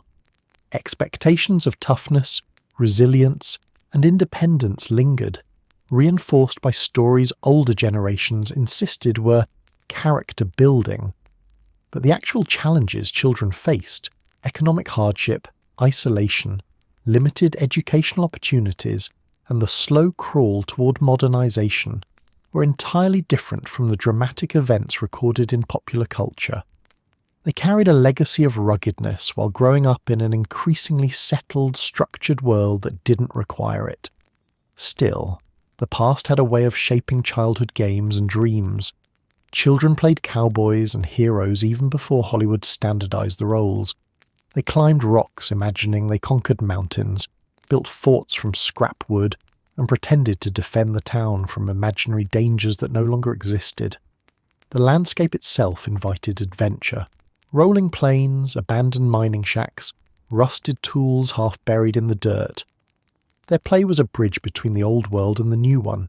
At the same time, there were kids who wanted nothing to do with the mythic West. They rolled their eyes whenever a tourist asked if their town was still dangerous. They dreaded history projects because every topic somehow circled back to the same 5 local legends. Some wanted to leave the moment they were old enough, seeking a life where no one expected them to explain the significance of a specific saloon their great-uncle once repaired. But whether children embraced or resisted the legend, they could never fully escape it. It shaped their town's economy, their school curriculum, their community events, and even the way outsiders treated them. They lived in places haunted less by ghosts and more by expectations of toughness, adventure, and authenticity that did not always match their personalities or their dreams. This tension created a unique kind of childhood, one grounded in ordinary life but shadowed by extraordinary storytelling. Kids grew up understanding that the world around them used to be wild, dangerous, and relentlessly unpredictable. They lived with the comforting knowledge that times had changed, and the confusing knowledge that everyone still talked about the past as if it were just yesterday.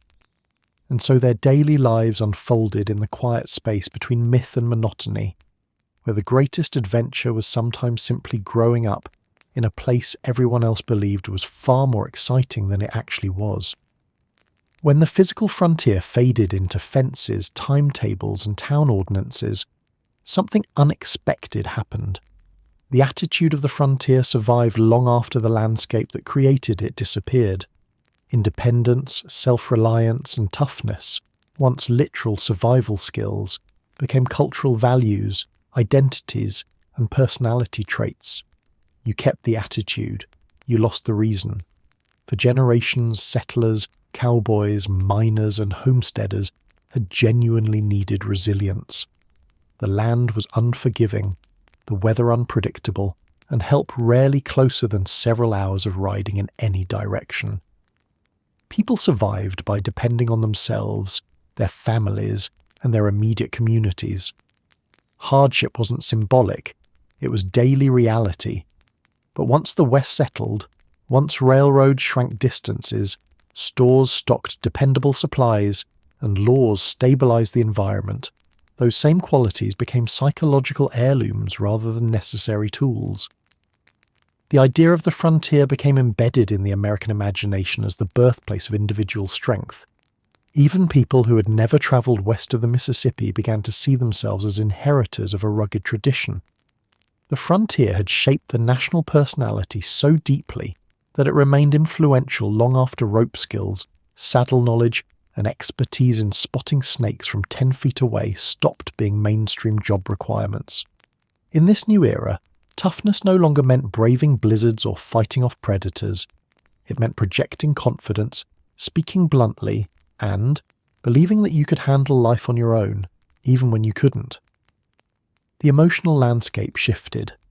Actual survival was replaced by symbolic survival. People who lived in comfortable houses with heating still bragged about resilience. People who had never ridden a horse still joked that they didn't need directions.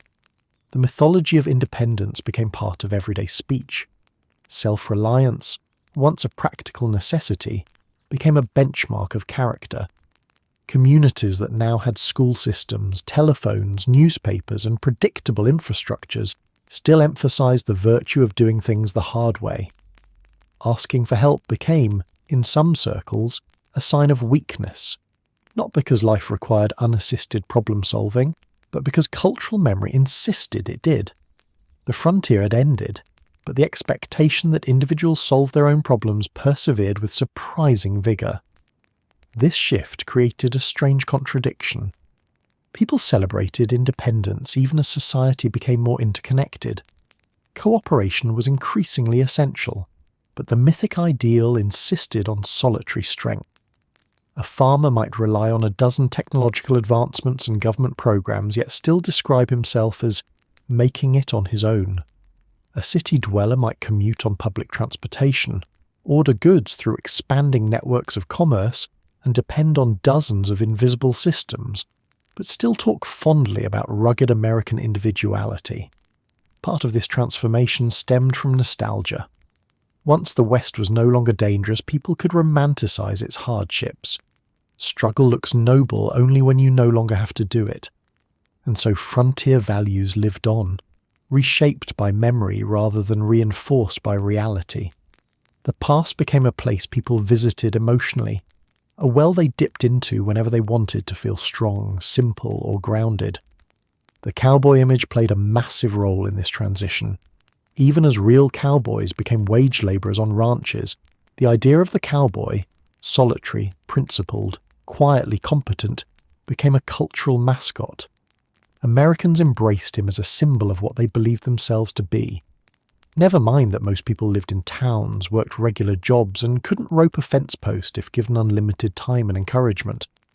The cowboy spirit felt accessible, even if the cowboy life was not. This identity shift also influenced politics, literature, and everyday behaviour. Leaders invoked frontier rhetoric to inspire constituents. Parents taught their children the importance of perseverance and not relying on others too much.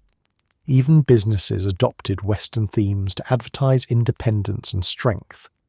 Products were rugged, cars were named after wild horses, and advertisements featured windswept landscapes even if the company sold something as unromantic as kitchen appliances. But beneath all the cultural posturing, a deeper emotional truth lingered. Frontier values provided stability in a rapidly changing world. The early 20th century brought industrialization, urban growth, mechanization, and social upheaval. People felt disconnected from nature, from traditional labor, and from familiar patterns of life. The myth of frontier toughness offered reassurance, a reminder that Americans had once conquered adversity and could do so again, even if the adversity now came from office politics or malfunctioning plumbing, rather than stampedes and droughts. Of course, there were humorous contradictions. A man wearing a cowboy hat to symbolize rugged independence might also carry a pocket watch to remind him of the train schedule he absolutely depended on. Families priding themselves on self-reliance bought mass-produced goods from catalogues, delivered by railroads, manufactured in factories. Someone who had never chopped wood might still boast about having the frontier spirit while struggling to open a jar. Yet for all its inconsistencies, the transformation of frontier values into cultural identity was powerful and enduring. People didn't need a frontier to feel like frontiersmen. They only needed the stories, the symbols, and the belief that they were part of something bigger, something tough, resilient, and noble. The spirit outlived the circumstances that created it. In the end, frontier values became less about surviving a landscape and more about surviving life. The West was no longer a place, it was an attitude, a metaphor carried forward by generations who inherited the myth, but not the mud, the grit, or the weather patterns responsible for it. As the frontier era faded, the West underwent a transformation that was quieter, steadier, and far more permanent than anything gunslingers or cowboys had ever imagined. The land that once lured people with dreams of sudden fortune and open horizons now reorganized itself around mines, mills, farms, refineries, and factories. Adventure didn't vanish, but it was replaced with something far more predictable. Work. Gold rush dreams replaced with payroll schedules. This shift did not happen all at once. At first, the West still felt like a place where luck could change a person's life overnight. The memories of boomtowns, bonanzas, and dramatic strikes lingered. People kept hoping lightning would strike again, metaphorically but occasionally also literally, because weather in the West refused to be reasonable. But as the years passed, it became clear that the new economic order rewarded consistency, not chaos. The West that had once thrived on risk now found stability by abandoning it. mining was one of the first industries to reshape the region. The era of lone prospectors and small makeshift operations was over. In their place came corporate mining companies with engineers, machinery, payroll departments, and an impressive tolerance for blowing up pieces of the landscape with scientific precision. Work in these mines was dangerous, grueling, and far from the glamorous treasure hunts depicted in earlier legends. Instead of striking it rich, miners struck rock, day after day, shift after shift, in conditions that tested endurance more than luck. Agriculture also expanded significantly. Farming had been an unpredictable gamble for homesteaders, but advances in irrigation, mechanization, and transportation gradually transformed it into a large-scale industry. Wheat fields stretched across plains once dominated by wild grasses. Orchards replaced open rangelands.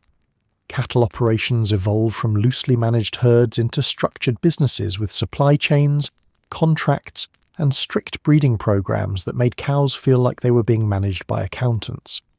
Families who once lived harvest to harvest now depended on markets, prices, and agricultural boards. The work was still brutal, but it followed a rhythm, seasonal, methodical, grounded. Oil, meanwhile, arrived like a stubborn guest who refused to leave. Strikes in Texas, Oklahoma, California, and Wyoming turned quiet landscapes into industrial hubs. Wooden derricks sprouted like tall, awkward trees, machinery clanked and groaned, and workers from across the country arrived in droves. Oil towns grew rapidly, but unlike earlier boomtowns fueled by gold or silver, these settlements were built around long-term extraction, rather than a high-stakes rush. The industry demanded engineers, drillers, mechanics, and managers, not adventurers with a good sense of where treasure might be hiding underground. Manufacturing followed. With railroads enabling mass transport of goods and resources, factories and processing plants sprouted throughout the West. Meatpacking, textiles, timber mills, smelters, industries that transformed raw materials into usable products, became pillars of Western economies. These jobs often paid better than frontier labour, but they required punctuality, routine, and a willingness to operate machines instead of navigating wilderness. People who had once measured distance in days of riding now measured their lives in shifts. This transformation brought cultural changes as well. The old frontier had offered mobility, not necessarily the glamorous kind, but the necessary kind. People moved often, searching for opportunity, survival, or escape from past mistakes. Now stability was rewarded. Jobs demanded that workers stay in one place long enough to learn skills, join unions, raise families, and participate in communities that expected consistency rather than improvisation. Adventure, which had once been built into Western life like an unavoidable hazard, became recreational rather than compulsory. People hunted for sport instead of food. They rode horses for leisure instead of survival. They explored landscapes not because they lacked maps, but because hiking made for a pleasant afternoon. The West didn't lose its beauty or its dangers. It just became safer, tamer, and more structured for the people who lived in it. This new economic order also introduced a different kind of pressure: dependence. Farmers depended on railroad rates. Miners depended on company wages, oil workers depended on volatile markets, and factory workers depended on employers who didn't always value their safety. Freedom, once defined by movement and self-reliance, subtly shifted toward financial stability and predictable income.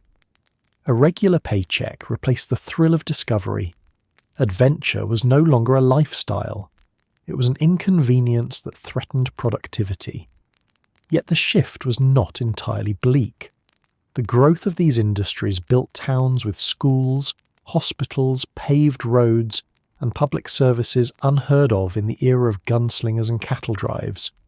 Opportunity did not vanish. It diversified. People found futures in places their frontier-era ancestors never imagined. Laboratories, offices, workshops, classrooms. The West reinvented itself not by clinging to its past, but by embracing a future that required fewer showdowns and more time cards. Still, the cultural echo of the frontier lingered. Even as workers clocked in and out of mines or mills, they still spoke fondly of independence, toughness, and grit. The frontier spirit became shorthand for pride, even when the daily reality involved operating heavy machinery rather than navigating wild landscapes. The legend lived on in attitude, even when the land itself had been reshaped by industry. In the end, the West did not lose its identity. It traded one version for another. It moved from improvisation to structure, from chance to system, from rugged individualism to collective economies. Adventure became a story people told, not a path they walked. When the Wild West finally calmed down, people expected life to become easier, safer, more predictable, and in many ways, it did. Gunfights evaporated, street duels turned into arguments at town meetings, drunken brawls became misdemeanor offences rather than dramatic retellings. But as physical danger receded, something else quietly moved in to take its place. Anxiety. You're less likely to be shot. You're more likely to be disappointed. For decades, the frontier had offered one intoxicating promise. If you didn't like your life, you could change it by moving. A few miles, a few states, or simply into the sunset. The West felt infinite. A sprawling landscape where reinvention was not only possible but expected. That sense of boundless possibility served as emotional fuel for countless people who travelled, struggled, and tried again whenever the world refused to cooperate. But as the frontier closed, the psychological terrain shifted. With land claimed, borders established, railroads mapping the continent, and industries rooting communities in place, the myth of go west and start over quietly evaporated. The idea of endless opportunity was replaced by the realities of steady jobs, fixed social positions, and the sobering awareness that mobility, physical and social, was no longer as simple as packing a wagon.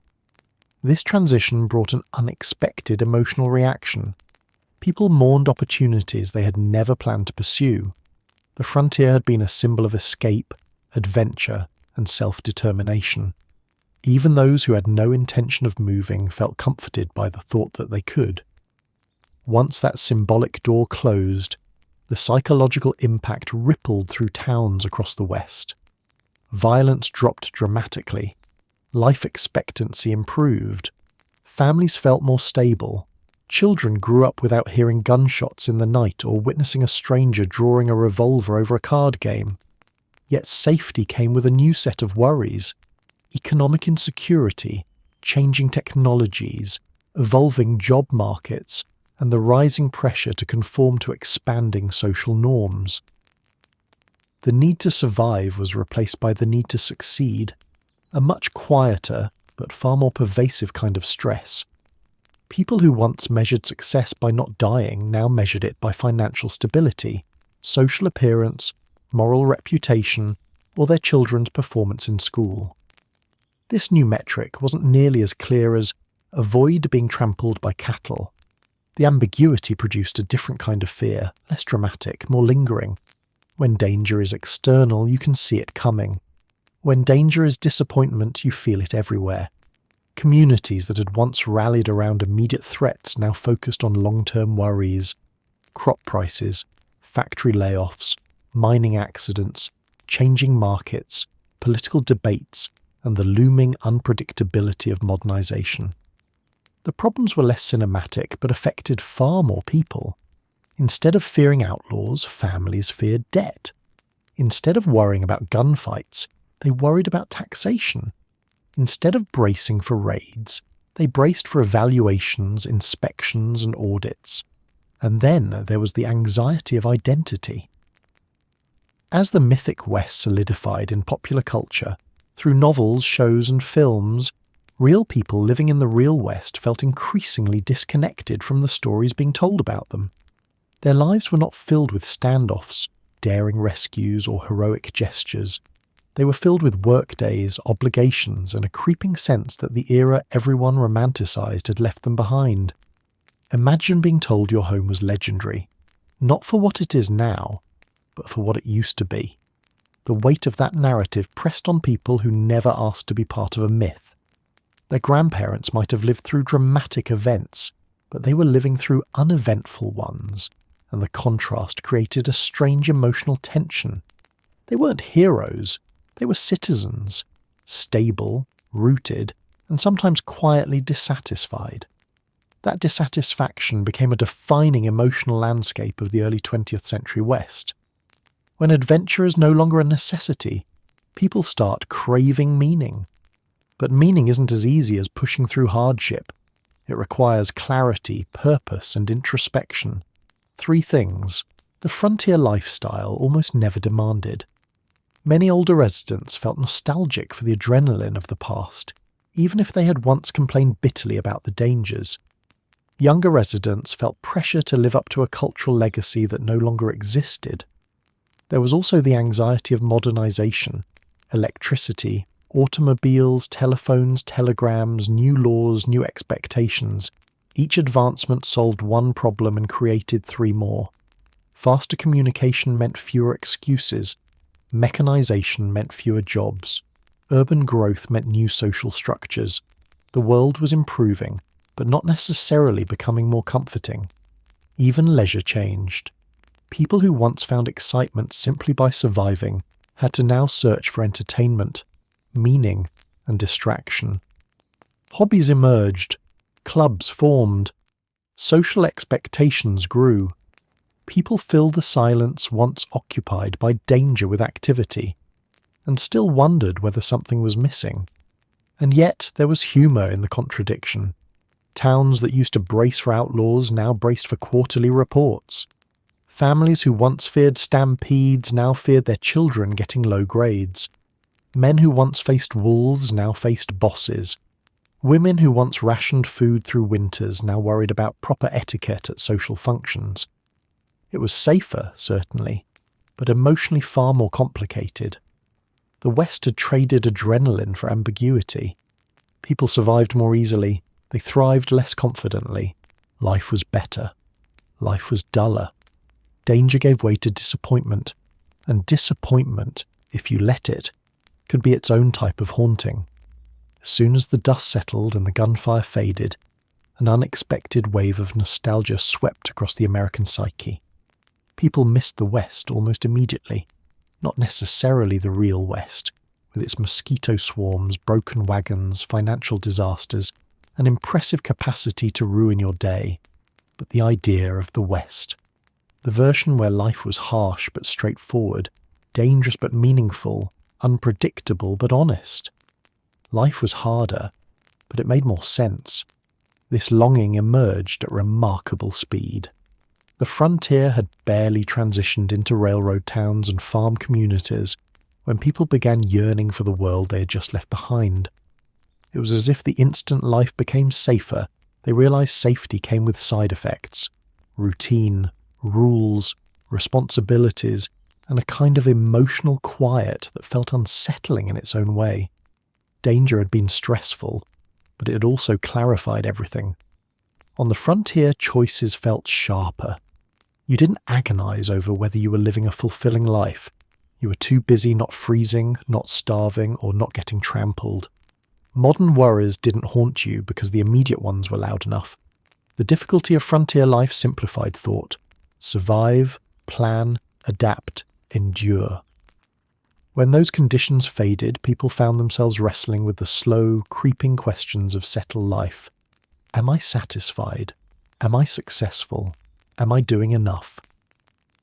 These were not questions you asked while outrunning a storm. Psychologically, humans often long for clarity.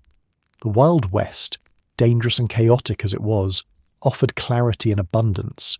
Enemies were obvious: weather, hunger, drought, stray bullets, the occasional overly confident rattlesnake. Goals were clear: build a house, plant a crop, get through winter. Communities were small and tightly knit. People relied on each other out of necessity. creating bonds forged in hardship rather than forged in polite conversation at social functions. When these pressures lifted, the simplicity went with them. In safer times, people had the luxury and curse of introspection. Nostalgia filled the vacuum. Another ingredient in this longing was the loss of self-definition. On the frontier, survival and identity were intertwined. People knew who they were because the world told them daily. If you were strong, the land rewarded you. If you were resourceful, your neighbours praised you. If you were reckless, the land corrected you, sometimes fatally. It was a harsh but honest feedback loop. In settled life, success became harder to measure. Reputation depended on social expectations, economic standing, and the ability to navigate increasingly complex systems. People missed the feeling that their actions had immediate, visible consequences. Modern life replaced cause and effect with bureaucracy. That shift left many craving a world where reality felt responsive, even if it was dangerous. Then there was freedom, real or perceived. On the frontier, people moved because they wanted to, or because they had to. No one tracked them, questioned their background, or required paperwork. If you didn't like your neighbours, you moved a few miles west. If you made a poor decision, you adapted or left. The frontier gave people a sense of control, even when that control was an illusion. Once towns developed and communities became organised, personal choices became entangled with regulations, expectations, and obligations. Freedom remained, but it felt different, less spontaneous, less absolute. People also missed the narratives that hardship created. Frontier stories were thrilling, meaningful, and memorable. Surviving a winter storm was a tale worth telling. Starting a farm against the odds became family legend. Dangers became badges of honour, but the next generation's defining memories might involve committee meetings, crop management discussions, or new irrigation techniques. Important, yes. Riveting, no. Without dramatic struggles, people feared becoming forgettable. Nostalgia also benefited from selective memory. People remembered the sunsets, not the frostbite. They recalled the sense of purpose, not the scarcity of food. They celebrated the adventures, not the chronic back pain. Hardship becomes romantic once you're no longer experiencing it. The mind files away the traumas and keeps the triumphs, polishing them until they gleam with nostalgic perfection. Culturally, nostalgia was amplified by entertainment. Stories of daring outlaws and heroic sheriffs circulated widely, shaping how people understood the past. Communities began retelling their own histories in increasingly dramatic ways. Even those who had lived through the era found themselves embellishing their stories, not out of deceit, but out of yearning. The West became something people wanted to remember fondly, because it grounded them in a rapidly changing world. And change was everywhere. New technologies, new industries, new expectations, new pressures. These transformations made people long for an imagined past where life was wild but honest, perilous but pure. It didn't matter if that past had never truly existed as they remembered it. Emotionally, the myth served its purpose. It reminded people of who they thought they were and who they hoped they could be again. Nostalgia wasn't about returning to the frontier. It was about returning to a sense of certainty, identity, and purpose. It was about longing for a world that felt comprehensible, even when it wasn't kind. The West became a kind of emotional shorthand, the place where courage mattered, choices were immediate, and freedom was expansive. It didn't matter that these ideas were simplified. What mattered was that they comforted. In the end, people didn't miss the West because it was better. They missed it because it was clearer. By the time the 20th century was well underway, the Wild West had stopped functioning as history and started functioning as something far more pliable, a national Rorschach test. Americans projected onto it whatever values, anxieties, fantasies, and moral lessons they wanted to explore. It wasn't history, it was a personality test. The mythic West offered something irresistible: simplicity. Not the kind born of reality. Reality is rarely simple, but the narrative simplicity that emerges when a culture distills an entire era into symbolic clarity. Heroes were brave, villains were cowardly, justice was swift, freedom was absolute, masculinity was unmistakable, danger was always external, never internal. The messy, contradictory nature of real human life had no place in this moral playground. The West became a stage on which Americans rehearsed who they believed themselves to be. Among the first values projected onto the mythic West was masculinity. The cowboy became the archetype for American manhood, self-reliant, tough, laconic, perpetually sunburned, and emotionally available only to horses. He didn't ask for help, he didn't negotiate, and he definitely didn't journal.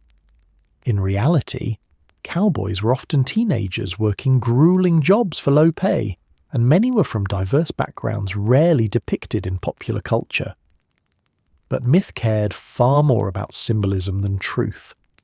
This cowboy ideal lingered well beyond the frontier. Men in urban offices embraced it as a fantasy of rugged independence they could never actually practice. Boys growing up in suburban neighborhoods wore cowboy hats, purchased at department stores, and felt, briefly, like heirs to a heroic legacy. Politicians invoked cowboy toughness to present themselves as decisive, even when the closest they had come to a saddle was seeing one in a museum gift shop. Masculinity became performative, and the West became its costume wardrobe. Justice was another theme the mythic West reshaped. Americans used the imagined frontier to debate what justice meant in modern society. In popular narratives, justice in the West was clear and direct. The sheriff stood for order, the outlaw stood for chaos, and moral lines were drawn so boldly that even a tumbleweed could understand them. Trials were straightforward. Motives were transparent. The right thing was visible from a distance. Of course, actual frontier justice had been anything but clear. It was improvised, inconsistent, biased, and often more influenced by mood and circumstance than objective principle. But the mythic version offered a moral clarity people found deeply appealing. As modern life introduced complex legal systems, bureaucratic procedures, and ethical grey zones, the West became a symbolic shortcut, a place where justice didn't need to wrestle with nuance. Politicians, reformers, and activists all invoked this version of the West to argue their cases. Some framed their positions as restoring frontier justice. Others warned against lawlessness reminiscent of the Wild West, even though the real West had never been as chaotic as advertised. The myth was flexible enough to serve any argument. It had become a moral mirror. Freedom too attached itself to the legend of the West. The frontier embodied a dream of limitless choice, a world where no one told you what to do, where consequences were negotiable, and where you could simply ride away from your problems. Americans used this image to explore questions about personal liberty, government involvement, land ownership, and the meaning of autonomy. Yet the paradox was always there. Many people romanticizing frontier freedom would not have survived frontier reality for more than a week. Freedom on the frontier came with responsibilities, dangers, and limits that Hollywood never mentioned. The myth allowed people to imagine freedom without cost, individuality without isolation, and control without compromise. It was freedom as philosophy rather than freedom as practice. Perhaps the greatest power of the mythic West was its adaptability. Every era reshaped it to express its own concerns. During times of social change, people looked to the West for reassurance about core values. During economic uncertainty, the cowboy represented resilience. During moral debates, the frontier became shorthand for authenticity. During political shifts, rugged individualism became a rallying cry, even for people relying heavily on social infrastructures their ancestors could never have imagined. It wasn't just adults who used the West this way. Children inherited a moral landscape where heroes wore identifiable hats and villains lurked in predictable silhouettes. They grew up with stories emphasizing bravery, fairness, standing up to danger, and doing the right thing, values simplified into narratives with fewer moving parts. These stories weren't training them for frontier life. They were training them for emotional interpretation, using symbols that felt universal. Yet beneath all this symbolic meaning was a tension that rarely surfaced. The real West had been diverse, complicated, collaborative, and multilingual. Its history involved negotiation, trade, alliances, survival through community effort, and countless people who rarely appeared in mythic retellings. But myth was never interested in inclusivity. It preferred archetypes. And so the West became a moral playground precisely because it was stripped of detail. People didn't want historical truth. They wanted a story they could use.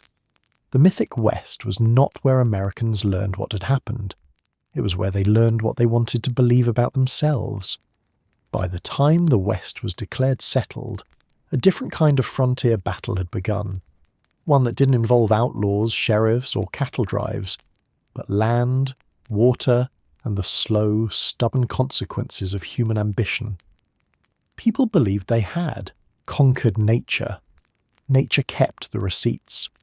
For centuries, the North American West had been shaped by vast grasslands, complex water systems, migrating herds, fire cycles, and ecosystems that evolved with remarkable resilience.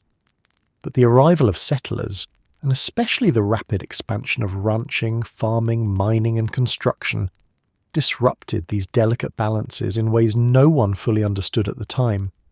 The environmental consequences of taming the West were profound, widespread, and in many cases, irreversible. Overgrazing was one of the earliest and most destructive changes.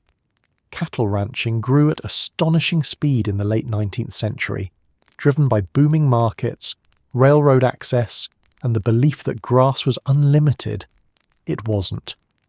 Ranchers released massive herds, far larger than the land could support, onto fragile prairies. The result was predictable but devastating. Grasslands eroded, soil loosened, and the protective plant layers that had taken thousands of years to establish were trampled in a few seasons. Without that protective cover, the land struggled to regenerate. Wind scoured topsoil into the air. Rain washed nutrients away. Native species that depended on specific grasses lost their footing, literally and figuratively. The ecological foundation that had supported bison, antelope, and intricate webs of plant and insect life began to collapse under a weight it had never been meant to bear. Water systems faced an equally harsh fate. As settlers established farms and towns, they diverted streams, dammed rivers, dug irrigation canals, and drained wetlands. These efforts supported agriculture and growing communities, but they also altered the West's hydrology with dramatic consequences. Rivers that had once carved wild paths across the land were redirected, narrowed, or slowed. Seasonal flooding patterns changed. Fish habitats disappeared. Wetlands, natural filtration, and wildlife sanctuaries shrank into memory. In some areas, entire bodies of water began to vanish. Aquifers were overdrawn. Water that had taken centuries to accumulate beneath the ground was used in a matter of decades. Settlers had believed water was a resource they could control indefinitely. Instead, they discovered a reality that scientists later summed up bluntly. In the West, water is life, and life is finite. Mining introduced yet another layer of damage. When miners dug deep into mountains, they exposed minerals that reacted with air and water, creating toxic runoff. Mercury and arsenic seeped into streams. Tailings piles, heaps of crushed, chemically treated rock, altered landscapes permanently. Even abandoned mines continued to leak contamination long after the last pickaxe fell silent. People saw mining as progress, unaware they were leaving behind chemical ghosts no amount of optimism could erase. Extinction and wildlife decline followed. The destruction of habitats, combined with aggressive hunting and trapping, pushed species to the brink. The bison, once one of the most iconic creatures of the plains, was nearly wiped out. Wolves were hunted relentlessly. Beavers, essential engineers of river ecosystems, dwindled. Birds, insects, and predators all faced disruptions as the interconnected system they belonged to unravelled. Settlers celebrated these changes as victories at the time. Predators were controlled. Land was claimed. Rivers were improved. But the long-term costs only became clear generations later. Entire ecosystems shifted, forcing new species to adapt or perish. Forests regrew differently. Grasslands became patchwork. Rivers dried earlier in the year. Dust storms grew more common. These weren't random events. They were signs that the environment was responding to pressures it had never experienced before. The introduction of non-native species created even more complications. Settlers brought plants, animals, and pests that thrived aggressively in environments that lacked natural checks. Some became nuisances, others became disasters. These newcomers outcompeted native species, reshaped plant communities, and disrupted fragile food chains. And yet, despite the scale of environmental damage, the awareness of it grew slowly. For many years, people saw the land through the lens of use rather than balance. Nature was viewed as a resource bank, one that seemed impossibly large, endlessly replenishing, and tough enough to handle human interference. It took decades for communities to realize that the West was not invincible. It was resilient, yes, but not limitless. Ironically, as the mythic West became a cultural treasure, the real West struggled under the weight of its exploitation. People painted romantic landscapes even as those landscapes were thinning. They told stories of untamed wilderness, while that wilderness was shrinking. The disconnect between story and reality widened, and environmental consequences filled the gap. Over time, conservation movements emerged, slowly at first, then with greater urgency. National parks, forest protections, wildlife refuges, and water management systems attempted to restore balance. But even these efforts were shaped by the mismatched legacy of a region treated simultaneously as playground, resource, home, and symbol. Nature had been conquered, but only in the way a mirror is conquered by fog. You can cloud it temporarily, but underneath, structure remains, and structure, if damaged, remembers. Environmental consequences shaped the West long after the frontier closed, reminding future generations that history doesn't end just because people stop writing about it. Sometimes, the land writes its own epilogue. By the early 20th century, the West was no longer a place defined by dust trails, campfire songs, or the rhythmic creak of saddle leather. It was a place of engines, telegraph poles, paved roads, and humming machinery. The transformation happened so quickly that entire generations watched their way of life vanish before their eyes. The horse retired.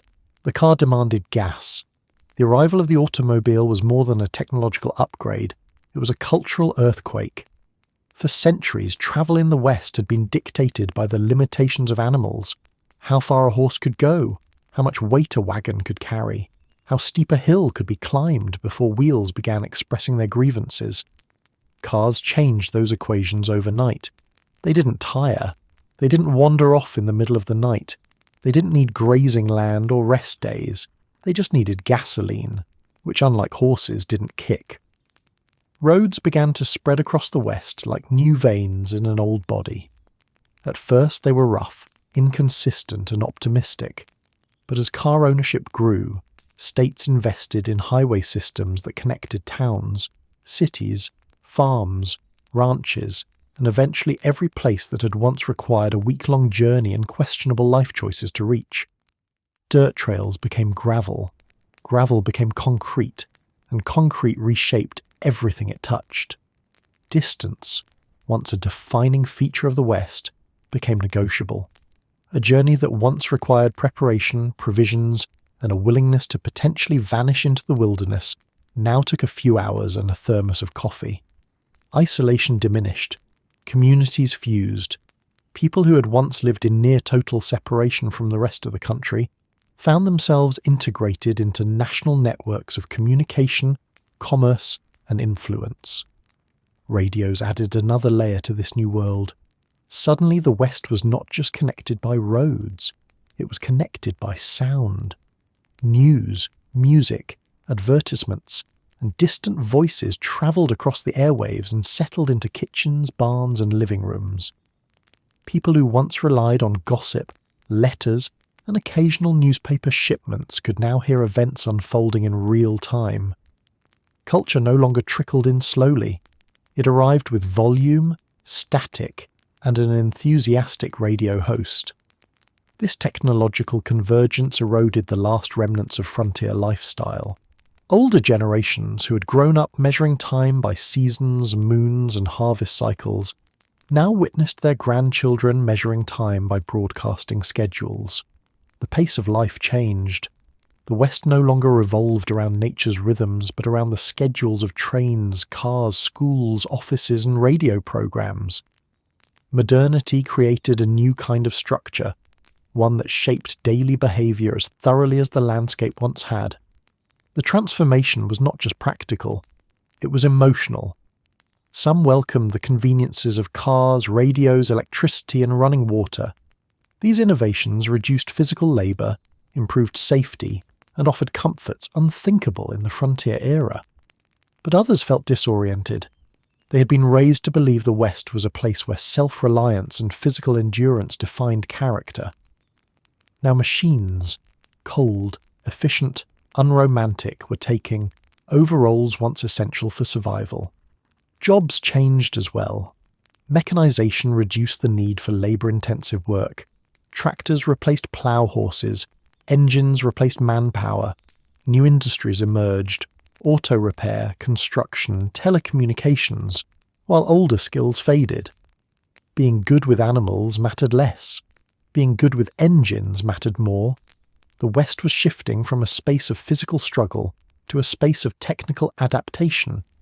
Architecture transformed too. Homes were wired for electricity.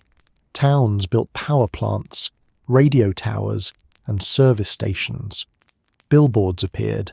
Neon signs arrived. Cities expanded. Downtowns developed. Frontier towns built for dust and horses now dressed themselves for engines and headlights. The silhouette of a western town changed from low wooden structures to a patchwork of brick, steel, and glass. And yet, the old identity lingered. Even as cars replaced horses, people continued to speak fondly of the cowboy spirit. Even as radios replaced campfire stories, the legends of the frontier filled the airwaves. Even as highways replaced trails, postcards of rugged mountains and lonely cabins sold in shops along the new pavement. The West couldn't stop being itself. It simply became a modern version, efficient, electrified, and still haunted by the nostalgia of what it used to be. With modernization came a new awareness. The frontier was no longer a physical place, it was psychological. The independence once tied to unmapped land was now tied to personal mobility. Owning a car, choosing your own road, outrunning your problems at speeds no horse had ever dreamed of achieving. Freedom changed shape but continued to define the region's identity. The West transformation also highlighted its contradictions. People embraced new technologies while claiming to preserve traditional values. They lived in houses powered by electric grids but decorated them with antlers. They worked in offices but took weekends to camp in the wilderness. They drove automobiles yet insisted on telling their children stories about the time their great-grandfather outran a stampede. Modernity didn't erase the Old West. It folded it into a new narrative. By the time the mid-20th century approached, the practical frontier lifestyle was gone. But the emotional frontier remained, tucked into the mythic stories people kept retelling, and the landscapes that still looked wild even when bordered by highways. By the early 20th century, millions of people were living their everyday, ordinary lives in places that had once been considered the edge of the world. And that created a strange, almost surreal experience. Waking up every morning in a place so steeped in myth that tourists treated it like a shrine. But to you, it was just home. Your school field trip is someone else's legend. It's one thing to visit a historic site. It's another thing entirely to mow your lawn next to one. Children grew up in mining towns where tourists whispered in awe near the old shafts. Those same shafts local kids used as shortcuts or places to hide during games of chase. Families attended church in buildings once surrounded by gunfighters and prospectors, though now the most dangerous thing in the area was the church cook who oversalted everything. Life moved on, but the shadows of history lingered like guests who overstayed their welcome. This disconnect created an odd dual identity. Locals lived normal routines, milking cows, fixing fences, going to school, sweeping porches, arguing over taxes and complaining about the weather. But at the same time, they lived inside a landscape that outsiders perceived as epic. To tourists, every mountain had been climbed heroically, every gulch held buried treasure, every saloon contained dramatic ghost stories. To locals, those same mountains were where their goats got stuck, the gulches were where they lost their hats, and the saloons were where people gathered to watch baseball on the radio. Kids especially felt the disconnect. School history lessons treated their hometowns like chapters from grand adventure novels, tales of bravery, survival, discovery, and lawlessness. But when class ended, those same kids walked outside into perfectly calm streets, where the biggest danger was stepping in horse manure that had not yet been modernized out of existence. The stories were exciting. The reality was Tuesday.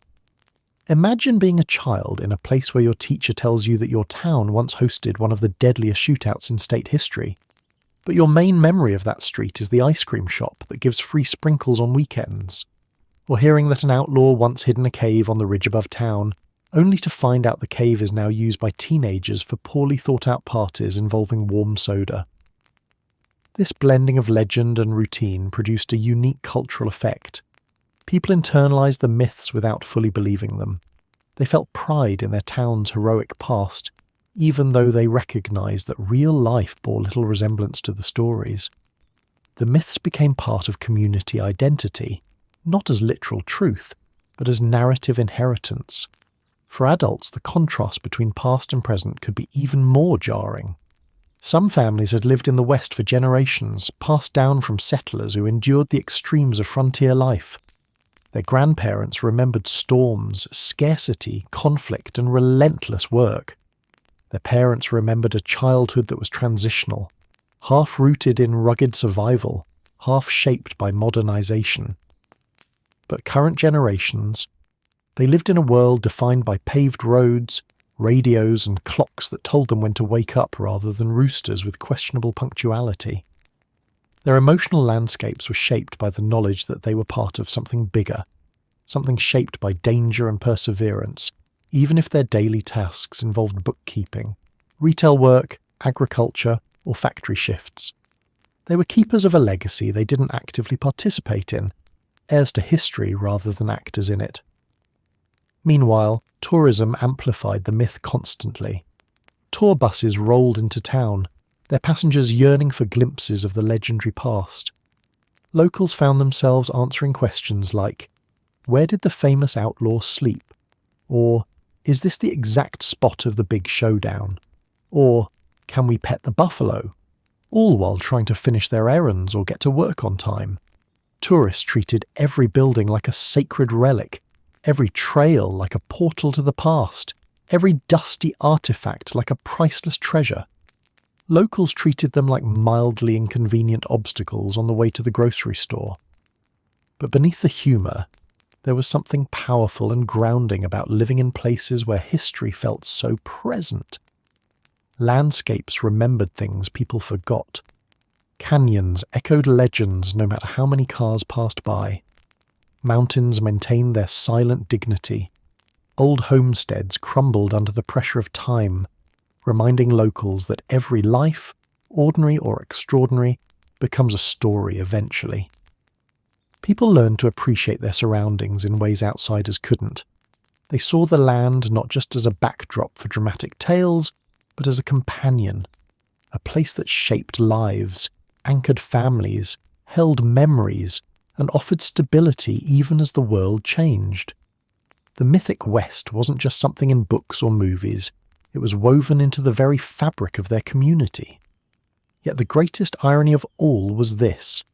While tourists sought authenticity, locals lived it without noticing. The real West was not gunfights or outlaws. It was conversations on porches at sunset.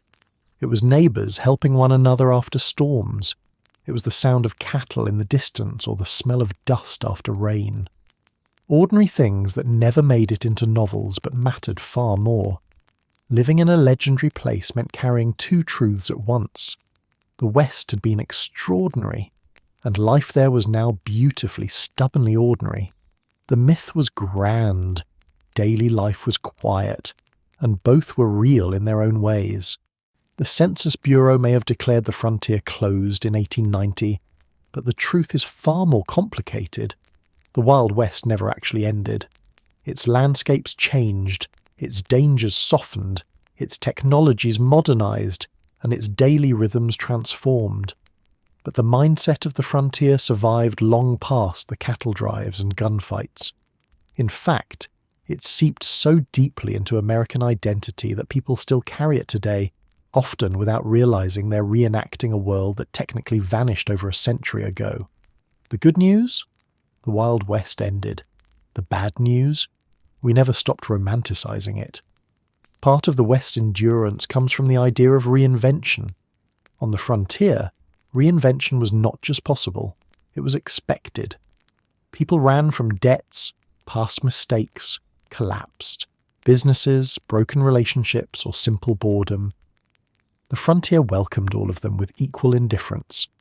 You could arrive with nothing but a name and a shovel, and still claim a place for yourself. The possibility of becoming someone new shaped generations of dreamers, wanderers, and schemers.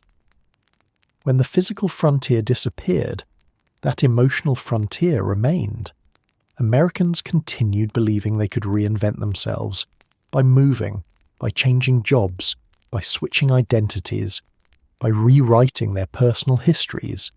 The landscape no longer dictated reinvention. The culture did. The mythic West whispered a message people were eager to hear.